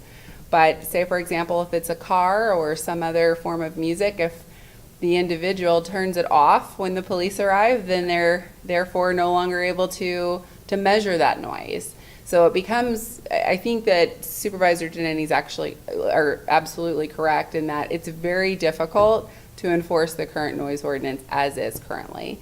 So that's something that has been prioritized at the start of Chief Petrick's arrival with the township, and I'll look to him to see if he has any questions. I know he's still conducting research. He's reached out to Pennsylvania Municipal League and others just to see what examples exist, but I'll yield to Chief Petrick to hear what he has to say. Yes, good evening. At this point in time, it's still early on. I'm taking in a lot of information in the short period of time that I've been here. This has not come to the top of the list just as far as policy and procedure reviews goes. But there are different facets of this, whether a decibel meter is used or just common terminology of what's considered unreasonable noise. So there's a lot of competing either definitions or processes, but I'm still in the early stages of gathering information, and this ordinance is definitely outdated. I have no idea even where some of the figures have come from as far as the decibel meters, and a lot of municipalities don't even use decibel meters. So really I don't have much to offer, but still on the fact-finding investigation end of things. Thank you. Thank you so much, Chief. I appreciate that update. And I would love to hear from other board members. I see there's also, looks like a public comment.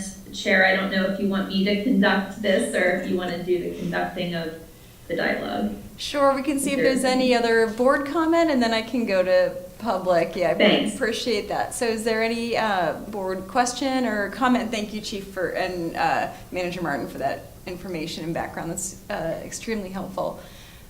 We'll look here in the room for first. I do appreciate the information Laura provided. I was not aware that there had been some discussion earlier on about this, so I was kind of just looking at the current noise ordinance and thought we were kind of at square one, but we're up a couple blocks here, so that's all I'll share for now. Thanks. Any other board comment? I will just concur. It's clearly outdated and needs to be updated. It even seems contradictory at points. So I don't even know how you would enforce what's in there right now. So we need a new noise ordinance. So I'm glad to hear it's in the works. Thanks. Yeah, and I'll just say that was the thought, I guess 2 years ago, whenever this first came up, was to really just look at it, ask staff to please, gather information, comparisons, and see what needed to be updated or revised. And Chief Albright had come back with some information, and it was just kind of working its way through. And so just kind of touching back on that and seeing where we're at. So if there's nothing else on the board, I'll go to the public, and I really apologize. I can't see the name from where I'm sitting. So if you could just give me your name and township of residence. Certainly. First of all, my name is Lynette Brooks. I live in Pennsylvania Furnace, which is a rural residential neighborhood. I've been sitting here the entire meeting, and you guys are phenomenal. Thank you so much for what you do. I am blown away by the thoughtful commentary and the back and forth discussion, and I don't want to take up too much of your time like waxing quixotic about my enjoyment of this evening. I just wanted to say really thank you so much. Ferguson Township is a lovely place to live, and I really appreciate all the hard, thoughtful work that you people do. Both elected supervisors and staff, you guys are wonderful, so thank you for what you do. As I said, I live in Ferguson Township in Pennsylvania Furnace. My family especially enjoys the quiet and nature sounds that come with living in a rural residential neighborhood. And the noise ordinance is a key component to making sure that we can continue to enjoy that kind of outdoor living experience. It feels to me, especially within the State College area, is sort of unique to Ferguson Township. As has already been mentioned, Ferguson Township's ordinance is outdated. It was written in the 1980s. My husband's family built the house that my family currently lives in back in 1974. So we've been here, we've seen Ferguson Township grow and change. We've seen the increase in population density. We've seen the crop up of more suburban neighborhoods. And all of this goes along with the idea that a noise ordinance that was written in the 1980s should change. The reason why I'm so interested in this is because a few summers ago, during the first COVID summer essentially, my very quiet rural neighborhood experienced some issues with industrial noise that greatly impacted my family's and some of our neighbors' ability to enjoy the quiet nature of our neighborhood. And we experienced a great difficulty in resolving this issue. We called the township police, only to hear from them that it was a zoning issue, and called zoning, only to hear that they would have to schedule a visit. And with my neighbors and I, we never knew when this kind of noise was going to happen, and that made it difficult for us to work with zoning to try to resolve the issue. I know that there is one officer who is both on the police staff and is part of zoning. He kind of bridges the gap between those two departments. And so he would be able to write tickets for nuisance noise violations, but he was only a part-time officer, at least at that time, and scheduling posed a difficulty, and he had other duties as well, such as animal control. So I think it was a very frustrating experience for my family, for some of our neighbors, for the police officers who we were calling, asking for help, for people at zoning, and the staff was all very patient and kind with us, but the upshot was that we ended up having to actually use one of the things offered by Center County, which was a mediation. We had to call in a mediator and have mediation between our neighbors to get this resolved. That being said, I would encourage you, our Board of Supervisors, to update our noise ordinance, potentially making it easier for police officers to be called in and empower them to write noise violations without the need of special equipment, like decibel meters, which I believe are called for in the current ordinance, without oversight from the zoning department. Our police officers are intelligent, capable individuals who should be able to use their own senses and common sense to do things like write a noise violation for nuisance noises. And that's my 2 cents. Thank you so much for listening to me this evening. Thank you again for all you guys do. It seems like it is a hard, thankless job, and I would like to give you my thanks because I love living here and so does my family. So I hope you guys get out of here soon. Thank you. Thanks very much for your comments, and they're much appreciated, and thanks very much for attending tonight, even into this late hour. So that's great. Any other public comment at this point? I'm seeing none, so I'll turn it back over to Laura. Thanks so much. I guess I just will wrap it up. The hour is late with some perhaps next steps, if I understand correctly, as a synopsis kind of a thing. If I understand correctly, it's still on the work plan, and the new chief is going to be doing some research and finding some examples or recommendations and whatnot to add into previous chiefs' recommendations, and then we would see it again as a board. Is that the general path forward? Yes, that's what I am hearing Wonderful. indicate. Thank you. Thank you much. Okay. All right, thanks very much. And next up is communications to the board. If anybody has anything, and seeing nothing.